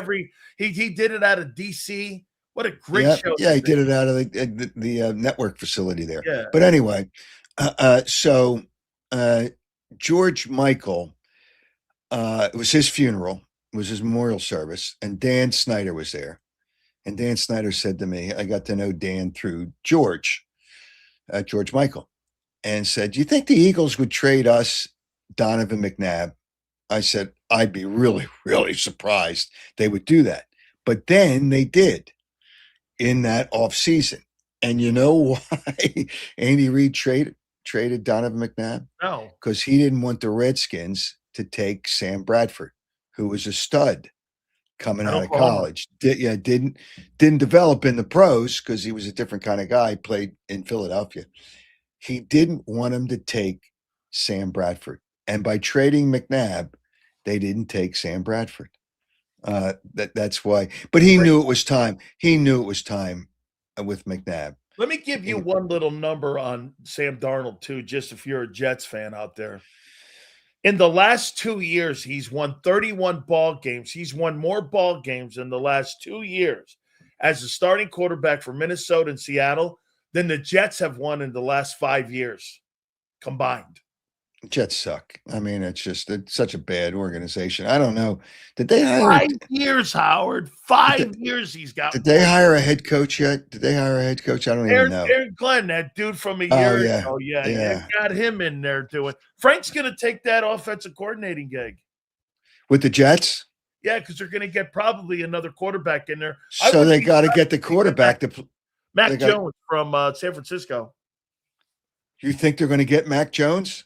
I think they're going to make a trade for him. Well, if they get Mac Jones played well with Sam. Why would San Francisco give him up? I'm not sold on Purdy.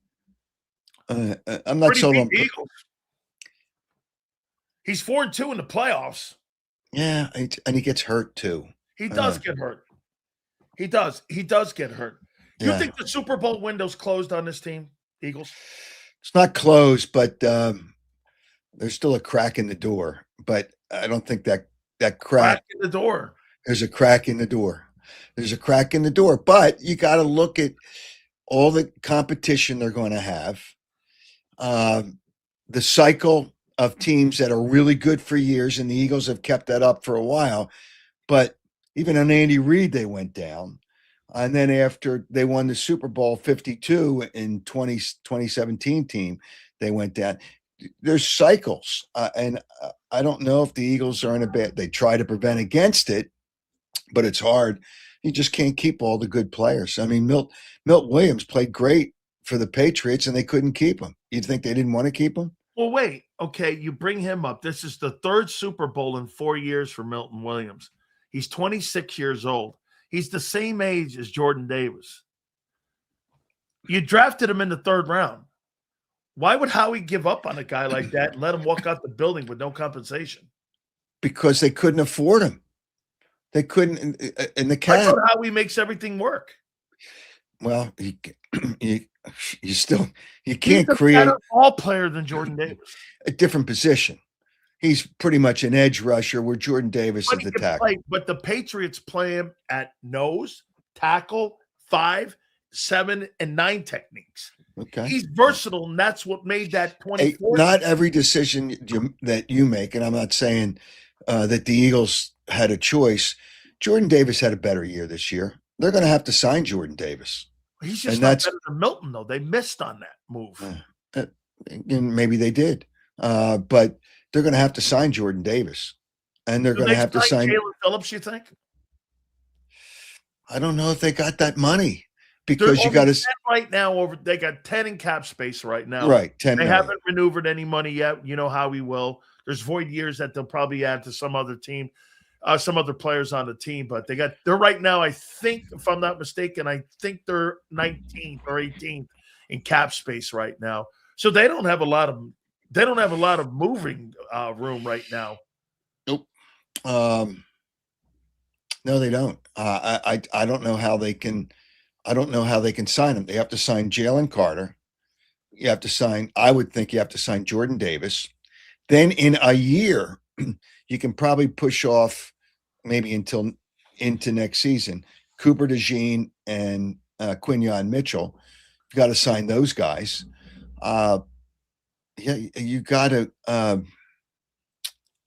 I don't know how they can do it. I don't know how they can do it. I don't see the window here. A couple last ones here for you, Howard. I want to get your thought on you do agree in the Super Bowl era. This is the 11th Super Bowl now for Bob Kraft and that regime. He went to a Super Bowl with Parcells and with Bledsoe. He obviously went with Brady and Belichick. And here he is again with Vrabel in May. What's the difference between the way he coaches, the way he runs his team, and the way Jeffrey Lurie runs his team? Why doesn't Lurie get more out of his staff, his front office, and what separates and what's the difference, in your opinion, between the two franchises? Well, they had a last place schedule, right? Didn't New England have a last place schedule? They won 4 games last year, yes. Okay. They won all their games on the road, which is next to impossible. 9-0. Okay. They shouldn't have won. If Bo Nix was with Denver, they would not have won that game and would not have gotten there. So he played in the weakest division in football for like 15 years. So, and when you had 2 byes, as I mentioned earlier, he always seemed to have a bye. He had Tom Brady, who is the second best quarterback in history next to Joe Montana. Absolutely. But it's still a great quarterback. So there's a lot of things. What did he do better? But Vrabel did a nice job. They obviously had some players, and they got play out of their quarterback. I mean, who would have expected the quarterback to play at the level he did? But all those things considered, last place schedule. I don't know how you win. I don't even know the scores of some of their road games, but they probably got a break and got lucky in a couple of them because you have to go 9-0 on the road. I think Jeffrey Lurie does the best he can. Spends money, not afraid to spend money. Spends money which is not even involved in the cap, to try to help this team be as good as they can be. By the way, the Patriots are $32 million in cap space this offseason. Yeah, because they got to because their quarterback's not making a lot of money. That's right. He's on a rookie deal. And and that's kind of what they did with Brady when Brady was a 6th rounder. If you remember right, they didn't have to spend a lot of money. I'm just saying, and the reason I brought this up to you, Howard, I think that the Eagles, the way that they micromanage their football team, I think they've left 2 Super Bowls on the table. Where that they should have more than 2. They should be multiple, like 4 or 5. But they got to 3. So what, you know, I get it. I guess so. But I look at Kraft, this is 11 now for him. Yeah, again, we talked about the reasons, playing in a division that was pathetic. And he had Tom Brady. So those kind of things changed things. The Eagles had to cycle through some quarterbacks before they got to this level, and the offensive line was better, probably the best in the history of the Eagles. Yeah.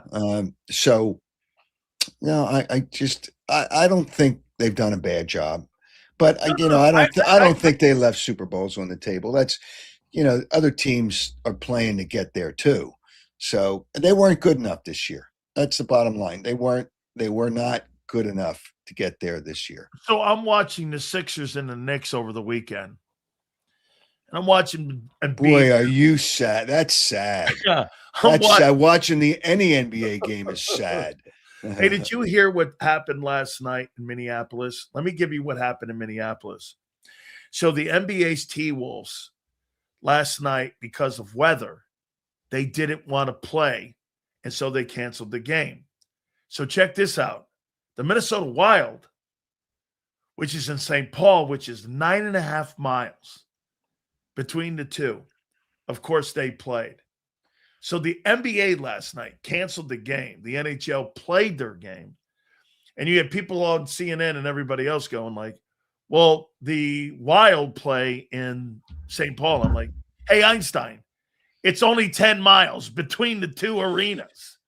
Yeah, but why? I'm just trying to figure out the weather in Minneapolis because it was too cold. But was it easy enough? Let me see. When did they reschedule that game?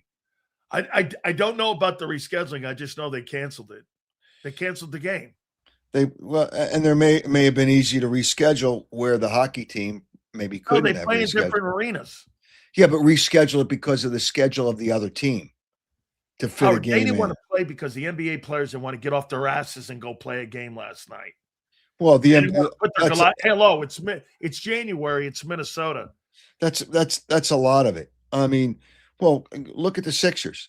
Paul George and Joel Embiid don't want to play in half the games.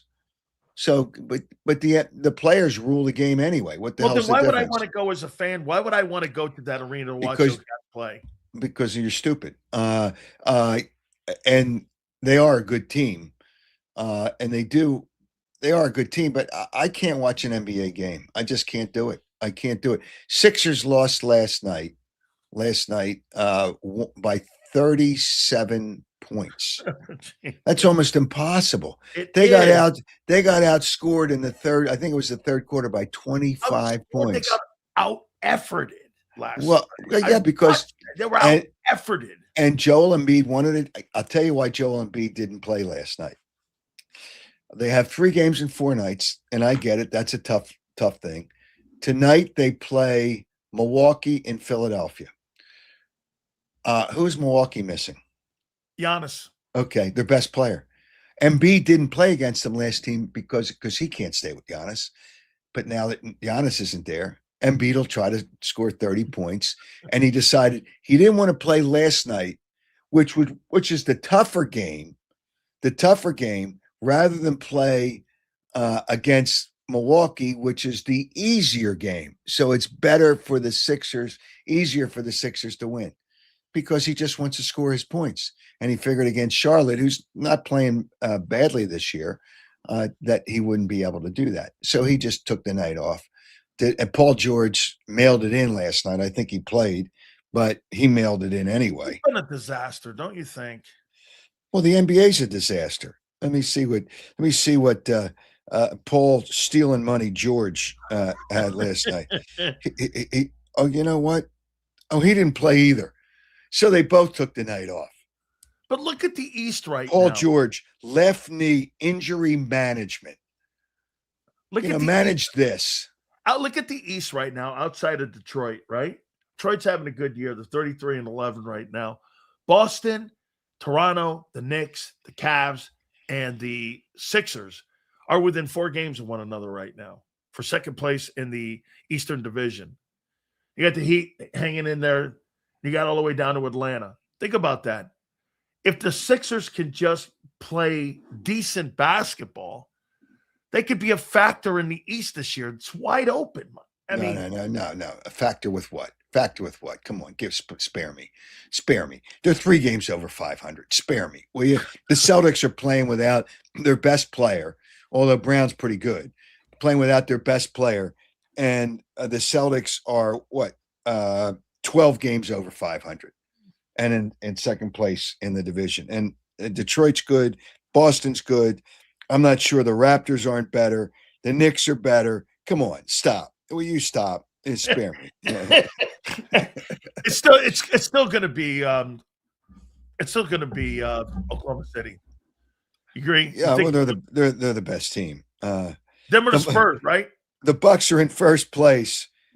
They're in first place, and they're what? How many games under? They're 8 games under 500. Yeah, they're in first place. They're 18 and 26.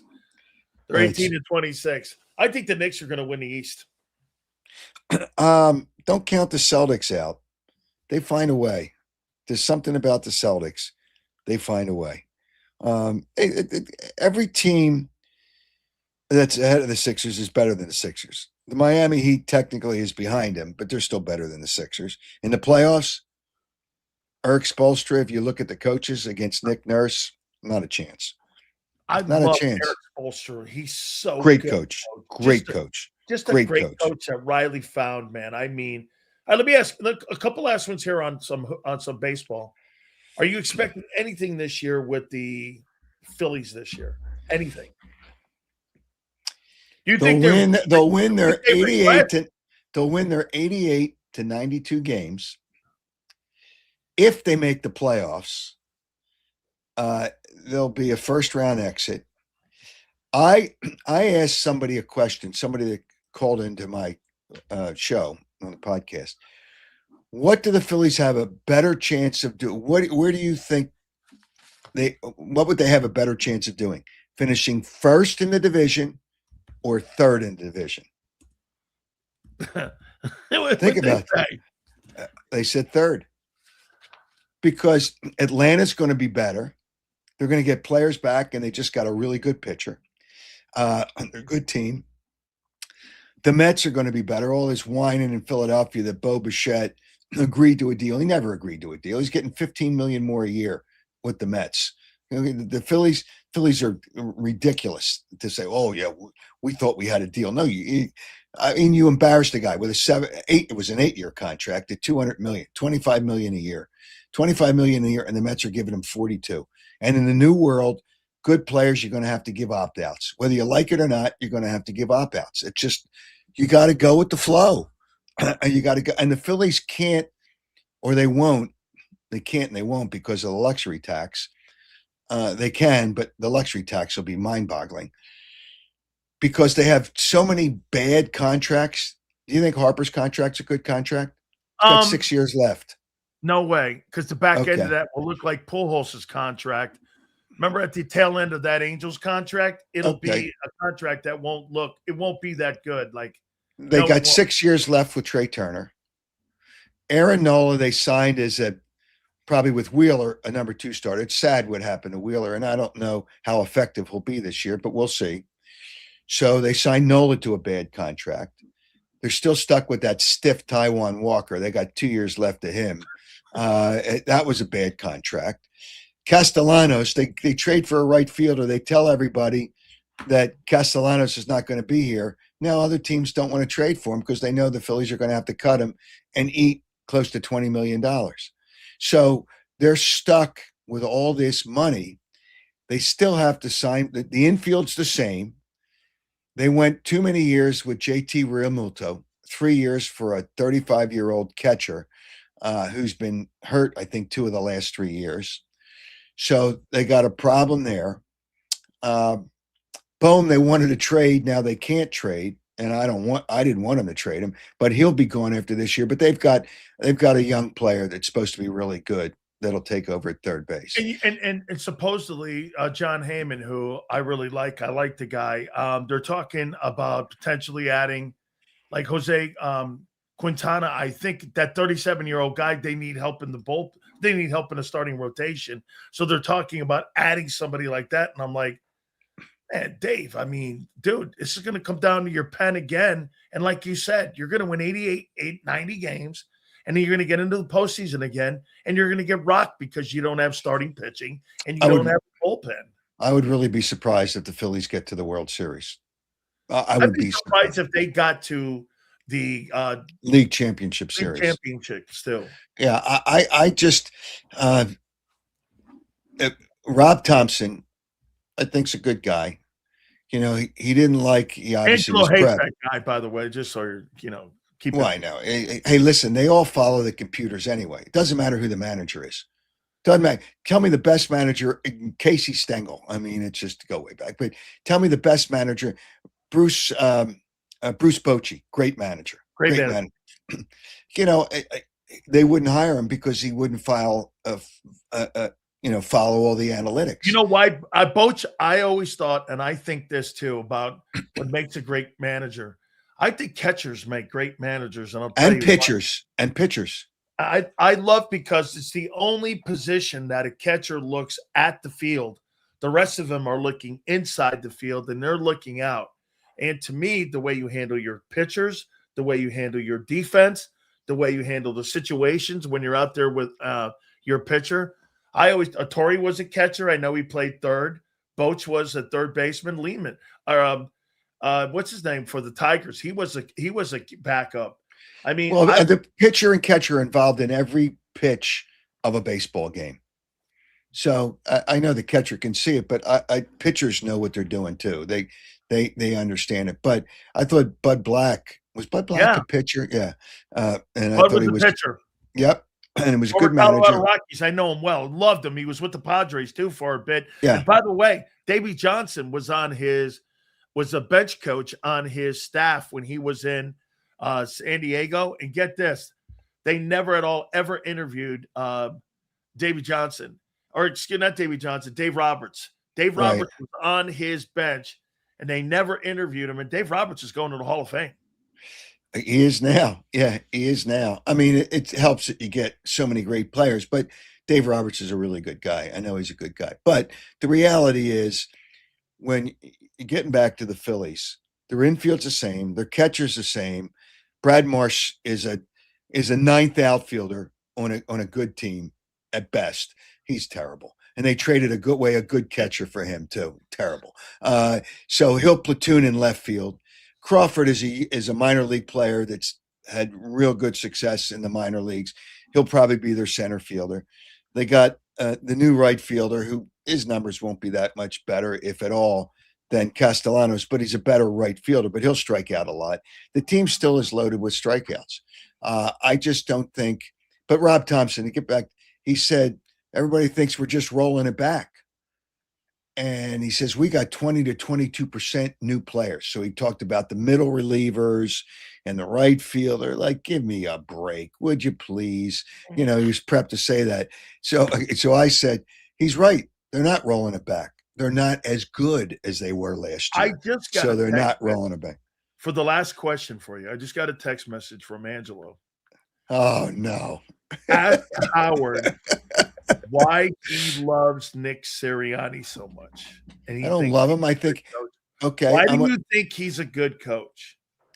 He gets the players to play to 100%, gets them to play hard. Not every coach can do that. They respect him. We, the media and the fans, don't like all his stuff on the sideline, but I like his emotion. And the players don't mind that. They see he's really into the game. He's emotional, but he's creative, gets the players to play to 100%. It's hard to get a player to respect and like a coach both. They didn't like Belichick. They didn't like him. They may have respected him. They didn't like him, and they knew he cheated anyway. So, so he had a little bit of it. Just for that reason alone, he shouldn't be in the Hall of Fame. But that's another story. But Nick Sirianni gets the most out of his players. Whether you like it or not, he gets the most out of his players. And Hold on. You think Nick Sirianni's a better coach than Bill Belichick? No. Okay. No. By the way, because you can't do it with the short sample. Belichick didn't win without Brady. So let's Nick Angelo thinks that Nick is a moron. I know. Yeah, he thought Andy Reid was a moron. He's only going to be the best coach ever in football. Can't stand. I know Andy Reid. He's going to be the best coach ever in football. You think he passes Shula? Most wins. Different time, because people now will No. He has a shot to pass him in the all-time win total. Oh yeah. I think he does. Yeah, I think he does. I thought you think he coaches another 4 years? If his health is good, I think he loves it. He loves it. And as long as he has Patrick Mahomes, he's going to coach. I remember he said to me after one of the Super Bowls, when people were talking, I saw him right after the game. And I said to him, I had a brief conversation with him. I says, people think you're going to retire. He said, I got Patrick Mahomes. That's all he had to say. That's all he had to say. So as long as he has Mahomes, he will coach, and he loves it. It's like Dick Vermeil loved to coach. Some people just love it, and the game doesn't pass them by. It does not pass them by. So Angelo didn't like Andy Reid, only one of the greatest coaches in the history of the game. In the history of the game. So he's about 50. wins shy of 328. Don Shula. Wow. He's at 280 right now. Now, if you count the playoffs, his playoff record, he's like won a ton of games in the playoffs. What does it take for him to get to second?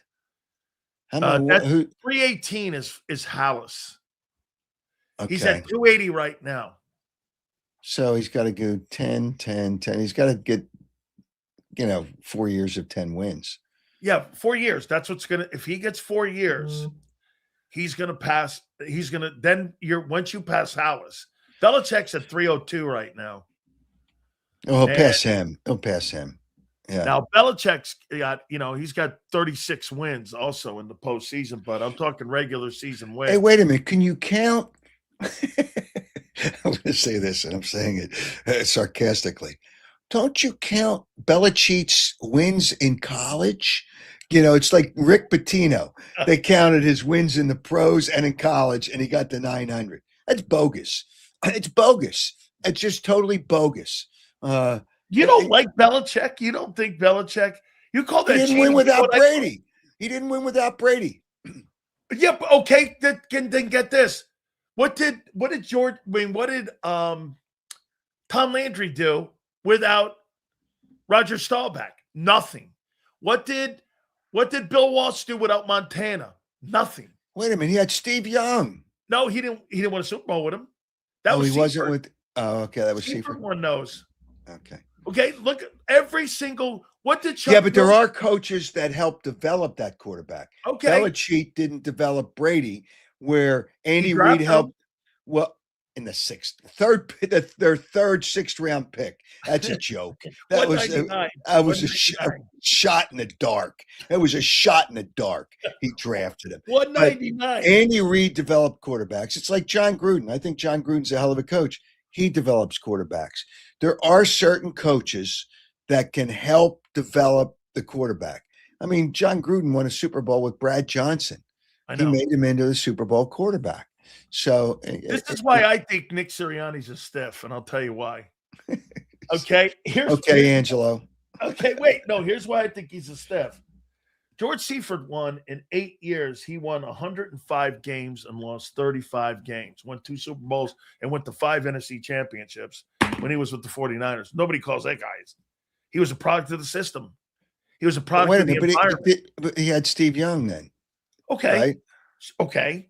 Well, you've got supposedly Jalen Hurts, this phenomenal quarterback. Wait, whoa. You're going to compare Jalen Hurts to Steve Young? Not me. Your Jalenites in Philly compare him to.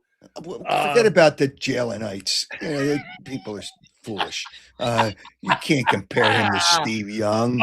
I don't. That's not who I do. I'm just like, no. What do you got coming up? What do you got? Dude, you've had some great guests. You've had some. Well, tomorrow night, being Wednesday, John Harbaugh is going to be on with us. The new coach of the New York Football Giants. I like John. I've known John since he was with the Eagles. He's a terrific coach, but there's an expiration date. He passed it, which is a credit to him with the Ravens, and he's got a quarterback. The Eagles fans ought to be a little concerned with the Giants over the next few years because that they're going to be a better team. But anyway, John Harbaugh is going to join us. And you could tell he had an excitement with change. Change is important in the pursuit of success. And when you get a $20 million paycheck, that ain't bad. You would have gotten $20 million anywhere. He was. So wait a minute here now. By the way, I thought you were. But he had his choice. He had his choice of teams. He did. Okay. He did. I will say this. Reason. I'm surprised you're not having Six Fingers Luigi from South Philly on. You know all the mobsters too. So I was just. You got John Harbaugh and Six Fingers Luigi and the other mafia. You mean Joey Merlino? Howard, we will be watching. I will definitely be watching that one, man. I appreciate you more than you know. Always thank you so much for finding time. I don't know. You've been to the White House and wait a minute. Wait, okay. So wait a minute. You've been to the White House and a social club. What am I supposed to say to that? I don't know. D'Angelo probably doesn't like Don Shula. Probably doesn't like Bill Walsh. So does Angelo like anybody? He likes himself. He likes himself. He Yeah. liked Doug Peterson. He did. Yeah. Oh my God, Brady! I get this. Belichick missed the first ballot Hall of Fame. Are you surprised? Yeah, Wait a minute. six He rings. cheated. He Six. cheated. Wait a minute. You explain this to me, okay? Explain this one to me then. So when he cheated, and they ended up coming back, and he won 3 more Super Bowls. I mean, how did that? Well, I mean, don't think he won 2 and then against he won 3 Seattle. more. I don't think he won against Seattle. Pete Carroll went brain dead, allowing Marshawn Lynch not to run the ball. Kyle Shanahan went brain dead. When you're on the 21, between 7 and 8 minutes left, you run the ball 3 times, kick the field goal. Your kicker never missed a field goal 40 yards or less during the season. You go up by 11, and you have, 6 minutes left in the game. They have no timeouts, and they need 2 scores plus a 2-point conversion. A coach with 300 wins and 6 Super Bowl wins. Okay. And then 2 as a coordinator. And by the way, wait a minute here. Let me ask you this one. So you think there's any coincidence he coached Lawrence Taylor and he coached Tom Brady? 2 greatest players on both sides of the football. That's not a coincidence. Did they need Bill Belichick to be great players? I don't know. He coached them. Both of those guys had talent. Nobody You would have knew known Brady who had Tom- talent when he came into that game. It was in New Orleans. I remember being there with 1:11 left, and John Madden, may he rest in peace, said, "I think they should just go into overtime and play it out." And no, he tried to win the game. This is a get back by the media guys because he treated them like crap because But a lot of media guys don't. Who votes for the Hall of Fame? There's not. It's just. No, it's 50. It's a mix. There's 50 people that vote for the Hall of Fame. But how many of them covered him? Oh, there's no question. There's only There's not that many that actually covered him. Dan Shaughnessy, and one other guy up there. Yeah. There's 2. Okay. So it's just, no, you shouldn't make the Hall of Fame unless you're stone cold lock. He'll be in the Hall of Fame. You know that. Yeah. You know that'll be the case. I mean, the Hall of Fame, football Hall of Fame, at least first, wouldn't you? Yeah, I would. The Hall of Fame should be special. Baseball has diluted it so badly. For people to even talk about Jeff Kent. Well, Scott Rowland was a good player, but not Jeff Kent was better than Scott Rowland. But when people talk about Chase Utley, baseball, Howard, without Bonds, Clemens, and but people talk about Chase Utley in the Hall of Fame like he had 6 years. That was it. He didn't hit. Doesn't have 2,000 hits, let alone well over 2,000. He's averages like in the 270s, maybe. Doesn't have 300 home runs. Was an average to below average second baseman. Why is he a Hall of Famer? Because people in Philadelphia thought, oh, Chase Utley. Jimmy Rollins is more of a Hall of Famer, and Jimmy Rollins will never get in with the regular voting that exists now. I mean, Jimmy Rollins had like 2,400 hits. Chase Utley's got 1,800 and some hits. Are you kidding me? So, but they've diluted it so much that baseball has kind of screwed it up. Should be special. Should be special to get in the Hall of Fame. Absolutely. Can't tell the story of baseball without Clemens, Bonds, and Rose. And we all know Rose was different. I mean, Rose didn't cheat the game. Clemens and Bonds cheated the game. So they were Hall of Famers. But, until there was Clemens. No drug test then, Howard. How do you know? It doesn't. They know because the guy. Wait a minute. The trainer, and I believe him, was shooting up Clemens when he had 198 wins. 198 wins shouldn't never failed the drug test, though. But they never took the drug test. Okay. So you're blaming the guy on innuendo. Well, but Bonds admitted it. Clemens never. I don't think Clemens admitted it. Clemens took heart medicine. It was a masker for he had a heart condition. Yeah. He had a heart condition, he said. You don't throw 96 miles an hour at 45 years old. No, seriously, he took heart medicine. Yeah, I know. And the trainer goes, yeah, Clemens has got a heart condition. Yeah, and the guy goes, he's throwing the ball 98 miles an hour. And the reason he's taking those pills is because it's a masker for PEDs, for steroids. Yeah, right. Well, whatever. That's why he took it. Oh, hey, listen, the truth will always set you free. If you tell the truth, they might have voted you in. Howard Eskin, make sure you check out that John Harbaugh interview. I'm going to check it out. Don't forget. Yeah, Wednesday night, 7:30 Eastern. Yeah. And this weekend too, right? You kick the Philly people and kick the Eagle people's asses around on Saturday, right? Yeah. Okay, one of these days I'd have to have Angelo on, but I just sit there and listen to all that bullshit. I'll see you, Howard. Thank you so much, my friend. All right, thanks. It's I'll always talk to a you great later. conversation with him. I love talking with Howard. Yeah, man, he is a legend, man. That's for damn sure. Make sure you guys check out my great friends at Morgan & Morgan, the #1 injury law firm in all of America for a reason. It is because they win. Simple as that. With over $26 billion recovered, they are the #1 injury law firm in America, and they defend families like you. Do me a favor. Go to forthepeople.com/big sales or pound law 529. That's forthepeople.com/big sales or pound law 529. And do me a favor. You tell them Big Sales sent you. There's a reason Detective Johnson is the gossip king. Oh, did you hear? Jackie and Tom are getting a divorce? Sad. Well, I heard that Ashley Had work done on her face? Yeah, oof. Just like there's a reason Morgan & Morgan is America's largest injury law firm. Injured? With over $25 billion recovered for our clients, there's a reason to go big. bathroom. Okay. Morgan & Morgan, America's largest injury law firm. Oh, okay. Ignite your nights with free live entertainment daily, only at Live Casino and Hotel Philadelphia's Center Bar. 7 days a week, enjoy some of the region's top party bands, performers, and DJs as they take the stage in the heart of the casino action. Great cocktails, live music, and lively moments. It's all happening at Center Bar at Live Casino and Hotel Philadelphia. Visit livecasinophilly.com for more details and the complete list of upcoming events. Must be 21 or older. Gambling problem? Call 1-800-GAMBLER. This is Eric. When he got injured in a car accident, he called Morgan & Morgan. He not only gets a lawyer, he gets trial lawyers like Sam and Jessica, who are in it to win it. He gets his own investigators with briefcases, leather ones. And if you ever have questions, our customer service folks keep things rolling. Injured? We're your army. Morgan & Morgan, America's largest injury law firm.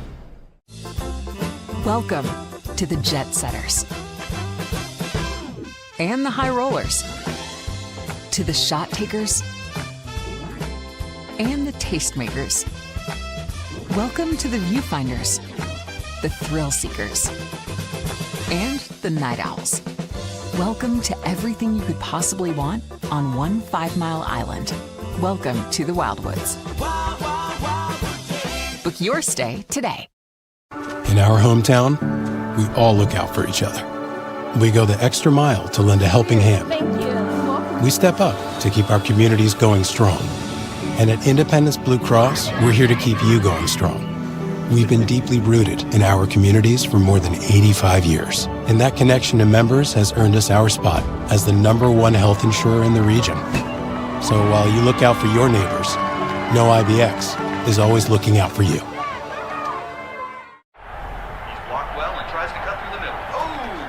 Your gut says Miami is going to win, and you should take the over. Your gut also said your NFT selfies would only go up in value. They didn't. But your head is on Sports Grid and knows the QB is in concussion protocol. The backup has a 45 QBR against the zone coverage. The New York D has the most sacks in the league. So yeah, trust your head. It's smarter to be on Sports Grid. EAGLES. Eagles.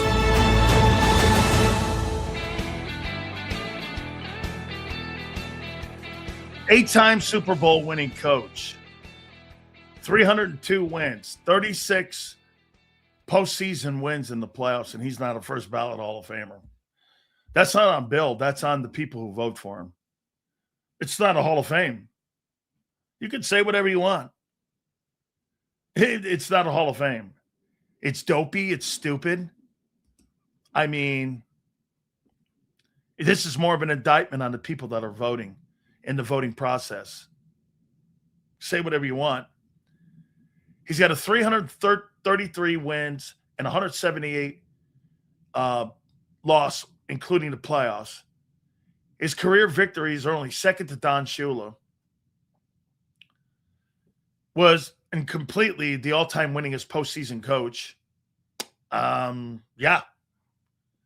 It's more of an indictment, in my opinion, on the voters. You don't have to say that Bill Belichick is a Hall of Fame coach, because he is. His resume speaks to it. People who are voting are idiots. And, of course, those are the people that never played the game. So that's what you get when you have people that don't play the game. I mean, he's second in the all-time winning, and he's the greatest winner of all time. So the greatest winner in the history of the NFL is not a Hall of Fame coach. Okay. Based on what? Seals, could you imagine John Gruden head coach of Belichick DC? Damn, Gruden offense, Belichick defense would be insane. That place would be a military. It would be. It would be like going to like West Point. Okay. NFL has looked really bad recently. That's a bad look. Totally. Greatest winningest coach of all time. I mean, this is on them. Get this right. Shedeur Sanders is a Pro Bowler, but Belichick's not a first ballot Hall of Famer. Got it. Hey. So let me put a guy who's a stiff in the Pro Bowl. And let me keep out a guy who's, again, I think that goes to the way the temperature of the country is right now. Got to make everybody feel good for you, you know. What a joke. They're probably taking away the games he won when he was cheating out of his resume. Well, you know, that's funny. So let me show you something, guys, and how stupid that is. So what was that? Deflategate? I guess PSI, that stupid shit. When was Deflategate? When was Deflategate? What year? Okay, Deflategate was 2016. So let's take a look at this. Bill Belichick, 2016, caught him cheating. This and that. That was more on Brady, in my opinion. But okay, you want to call that Belichick? Take a look at Bill Belichick here. That was 2016. So let's see what he did after all of that happened in 2016 and his coaching resume. So let's see here. 2016. There you go.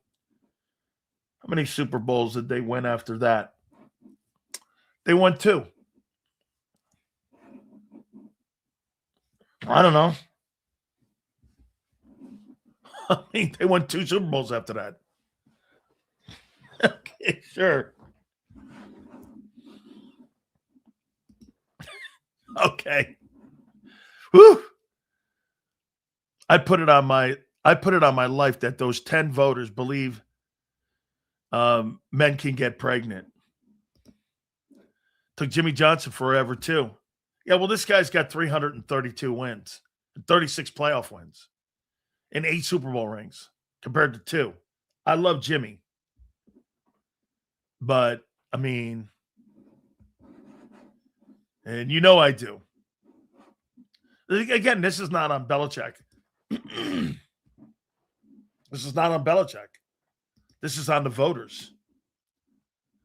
This is on the voters and how they, like, take their vote. And because Bill was a jackass to the media, they're taking it out on him. What? You think because he's not doing a good job at North Carolina, that's got anything to do with 332 wins and 178 losses and 8 Super Bowl wins and 36 postseason wins?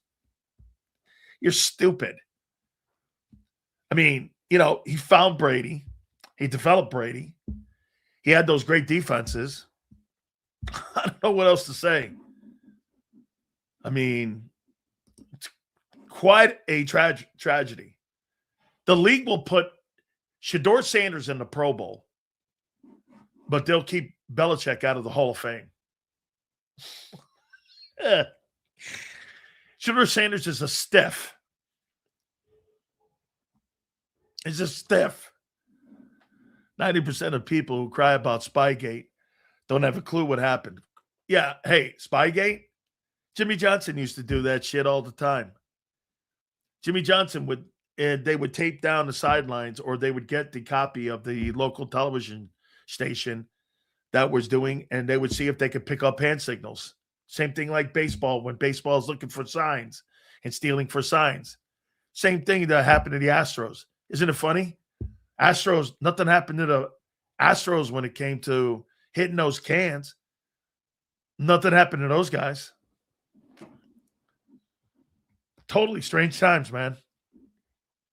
You keep the winningest coach in the history of pro football out of the Hall of Fame because you don't like him. Okay. Let the players vote. I don't think you can have the players. I think you have to have a mixture of it. I do. McNabb always played bad in the biggest games. Hurts plays the best in big games. Sports writers are dorks. No disrespect to Jason Cole. I know Jason voted for him.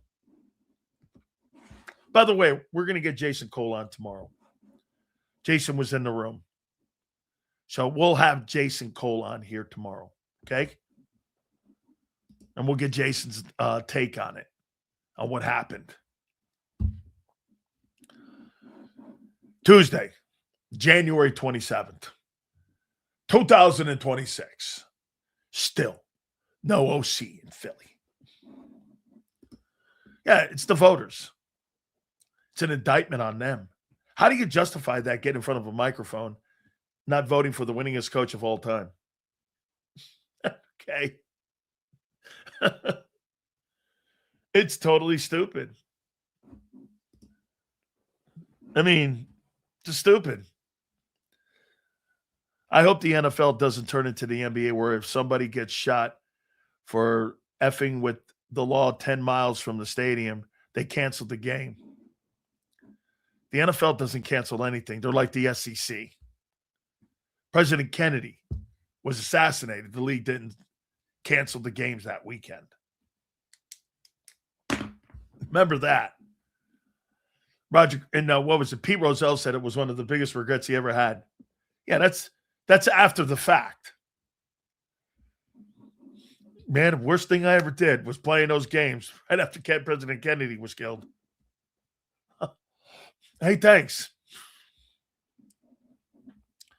Yeah, they did. That's right. They canceled 9/11. They did. They postponed games. They did do that. You're right. SEC would play during a nuclear bomb too. Yeah, they did. You're right. They did cancel for let me read this story some more here. So Belichick, 8-time Super Bowl. I'm reading from ESPN here. And of course, these two guys who can't stand Bill Belichick, Don Van Natta and Seth Wickersham, they've written negative books on him. And this is right up their alley, why they would love this. Belichick, the 8-time Super Bowl winning coach, is not a first ballot Hall of Famer. In voting earlier this month, Belichick fell short of the 40 out of 50 votes needed to be inducted into the Pro Football Hall of Fame in his first year of eligibility. 4 sources with firsthand knowledge of the outcome told ESPN Belichick received a call from the Hall, respectively, last Friday afternoon with the news that he won't be inducted into the Hall of Fame. Several sources who spoke with the coach over the weekend described Belichick as puzzled and disappointed by his inability to secure support of at least 80% of the NFL and Hall of Fame voters. 6 Super Bowls isn't enough, Belichick asked the associate, referring to the championships he won as head coach. He won 2 as a coordinator with the New York Giants and associated with another, by the way, with the New England Patriots when he was an assistant for an AFC championship when he was added to the Parcells staff. Another source familiar with Belichick's thinking said politics kept him out. He doesn't believe this is a reflection of his accomplishments. It's not. Belichick declined to comment, and a spokesperson for the Hall did not immediately return. I wouldn't immediately return either. NFL coaching record, 333 wins. Second to only Don Shula, 347. Belichick was considered by most fans a first ballot Hall of Fame coach. The Hall of Fame committee is composed mostly of veteran reporters, but also Bill Polian. Bill Polian hates Bill Belichick. And Tony Dungy.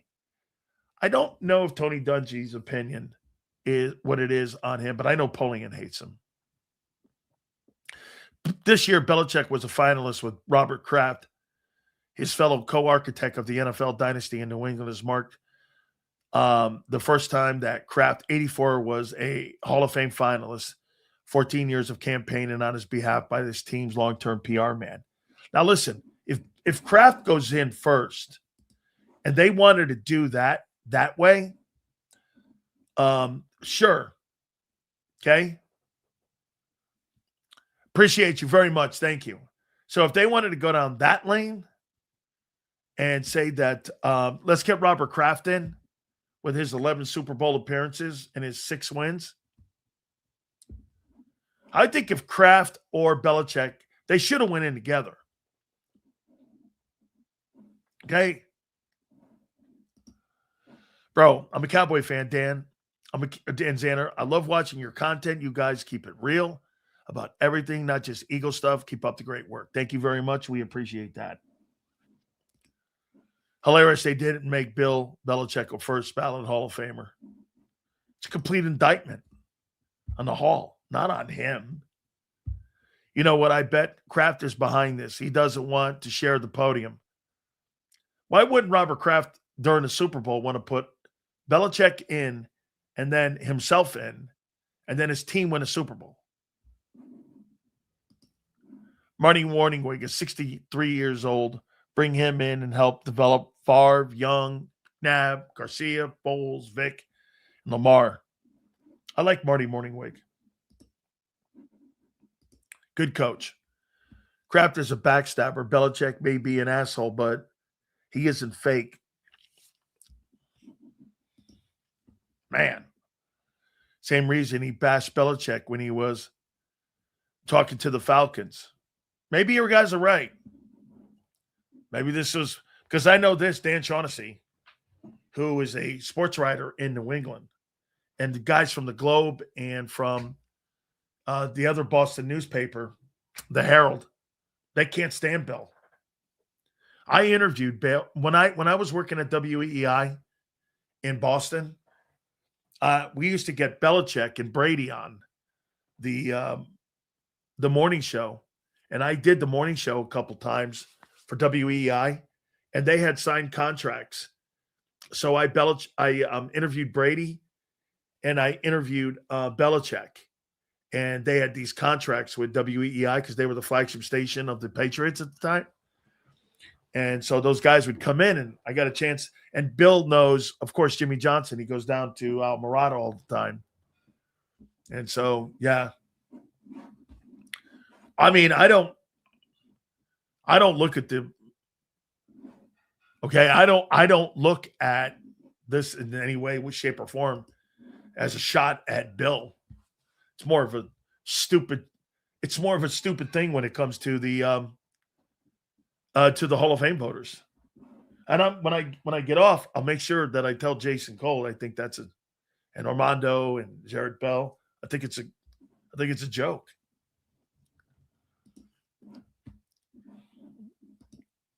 WEEI is a shithole station now. It was great back in the day. It was great. With Dennis and Callahan, that's the show that I was supposed to take over, was Dennis and Callahan. Anyway, guys, I appreciate you very much. Great news there. Gave us some more content there, but be some fallout from this tomorrow for damn sure. There'll be some news. And tomorrow will be day 16. Will the Eagles get an OC? Big Z, thank you. Joe, thank you. 2 to 6 tomorrow. We'll see you on the flip side.